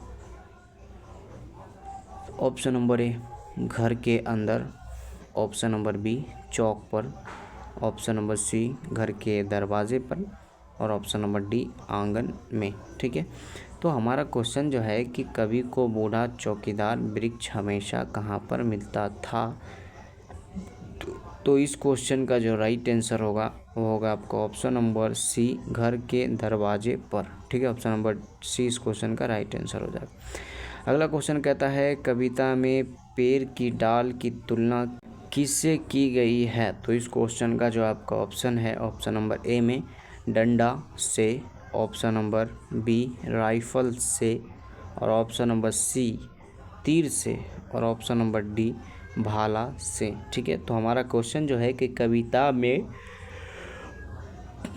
पेड़ की डाल की तुलना किससे की गई है? तो इस क्वेश्चन का जो राइट आंसर होगा वो होगा आपका ऑप्शन नंबर बी राइफल से। ठीक है, कविता में पेड़ की डाल की तुलना राइफल से की गई है। ऑप्शन नंबर बी जो है इस क्वेश्चन का राइट आंसर है।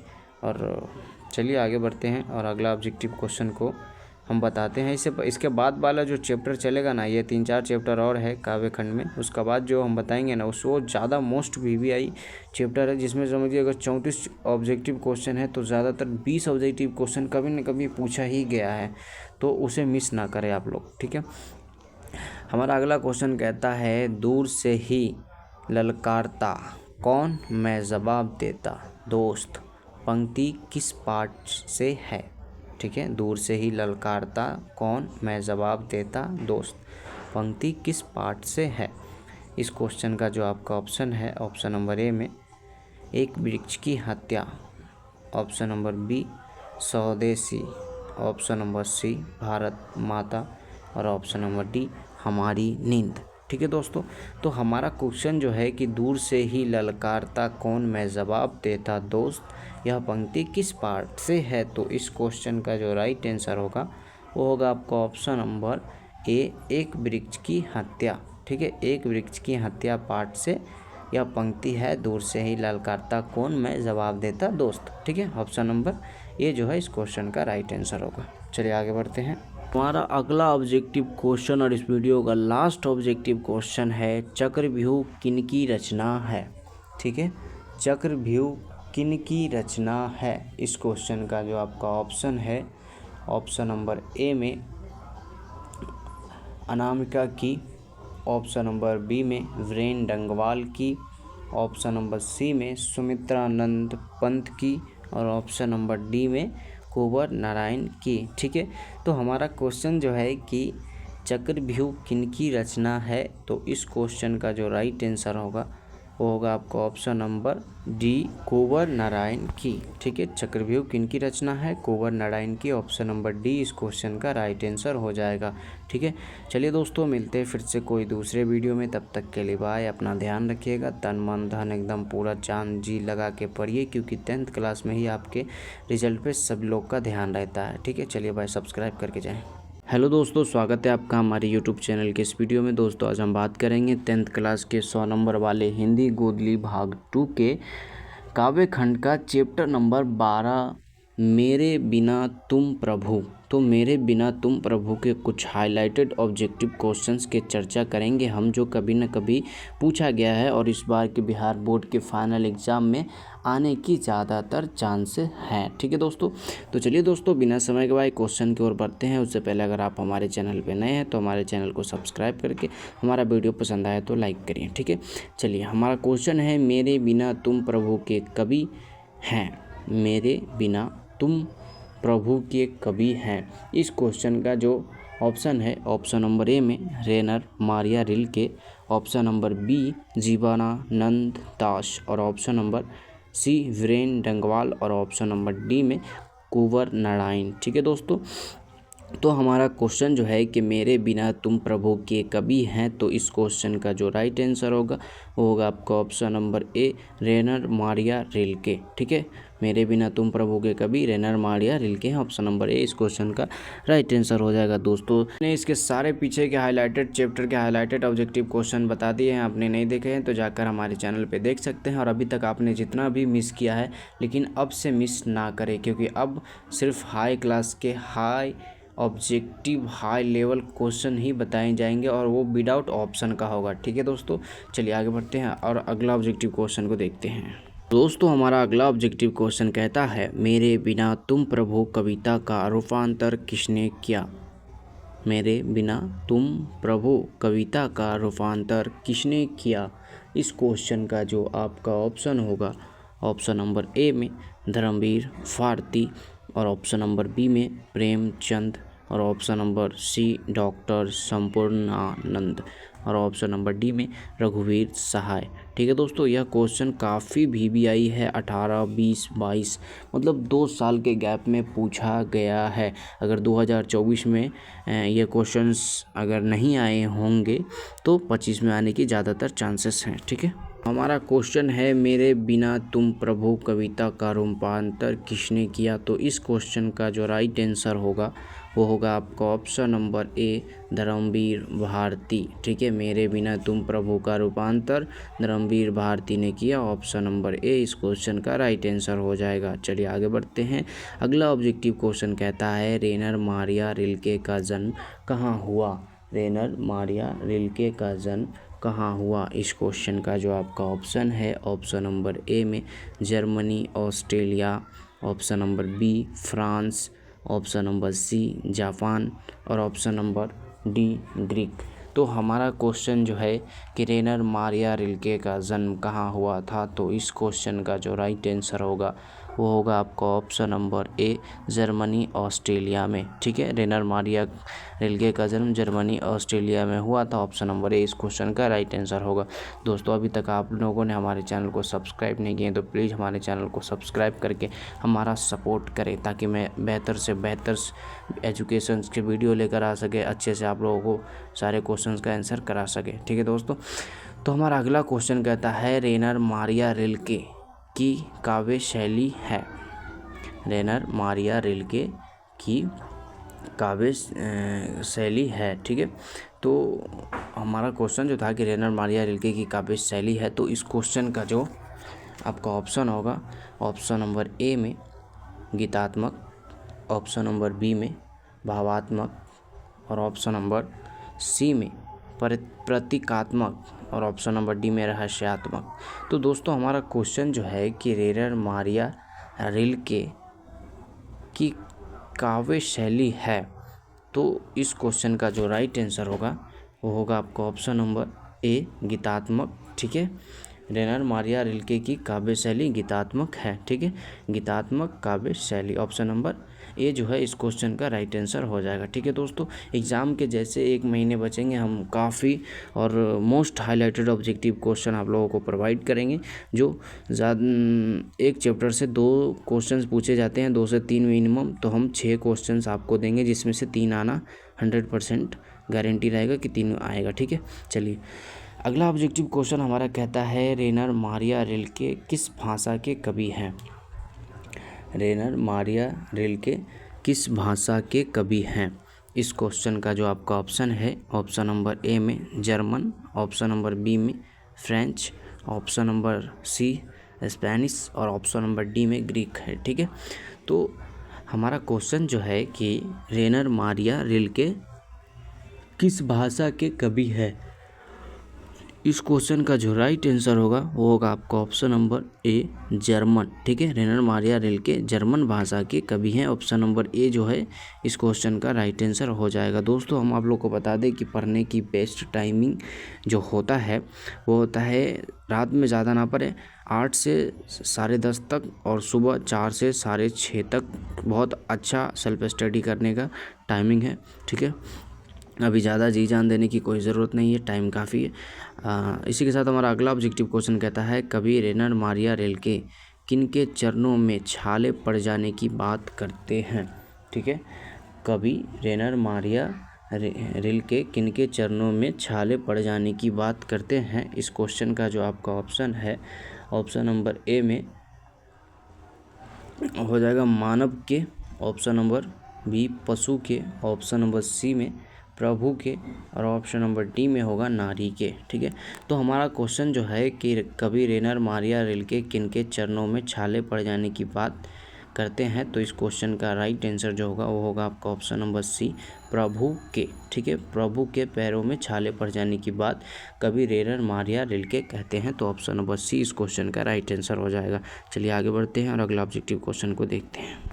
इसी के साथ हमारा अगला ऑब्जेक्टिव क्वेश्चन कहता है किसे खोकर ईश्वर अपना अर्थ खो बैठेंगे। ठीक है, यहाँ किस हुआ है तो आप उसे किसे समझे, लिखने में थोड़ी सी मिस्टेक हुई है। तो हमारा क्वेश्चन जो है कि किसे खोकर ईश्वर अपना अर्थ खो बैठेंगे। इस क्वेश्चन का जो आपका ऑप्शन है ऑप्शन नंबर ए में ईश्वर, ऑप्शन नंबर बी धर्म गुरु, ऑप्शन नंबर सी भक्त और ऑप्शन नंबर डी दानव। ठीक है, तो हमारा क्वेश्चन जो है कि किसे खोकर ईश्वर अपना अर्थ खो बैठेंगे। तो इस क्वेश्चन का जो राइट आंसर होगा वो होगा आपका ऑप्शन नंबर ए, भक्त को। ठीक है, ऑप्शन नंबर ए इस क्वेश्चन का राइट आंसर हो जाएगा। चलिए आगे बढ़ते हैं। अगला ऑब्जेक्टिव क्वेश्चन कहता है मेरे बिना तुम प्रभु शीर्षक कविता किस भाव की है। मेरे बिना तुम प्रभु शीर्षक कविता किस भाव की है।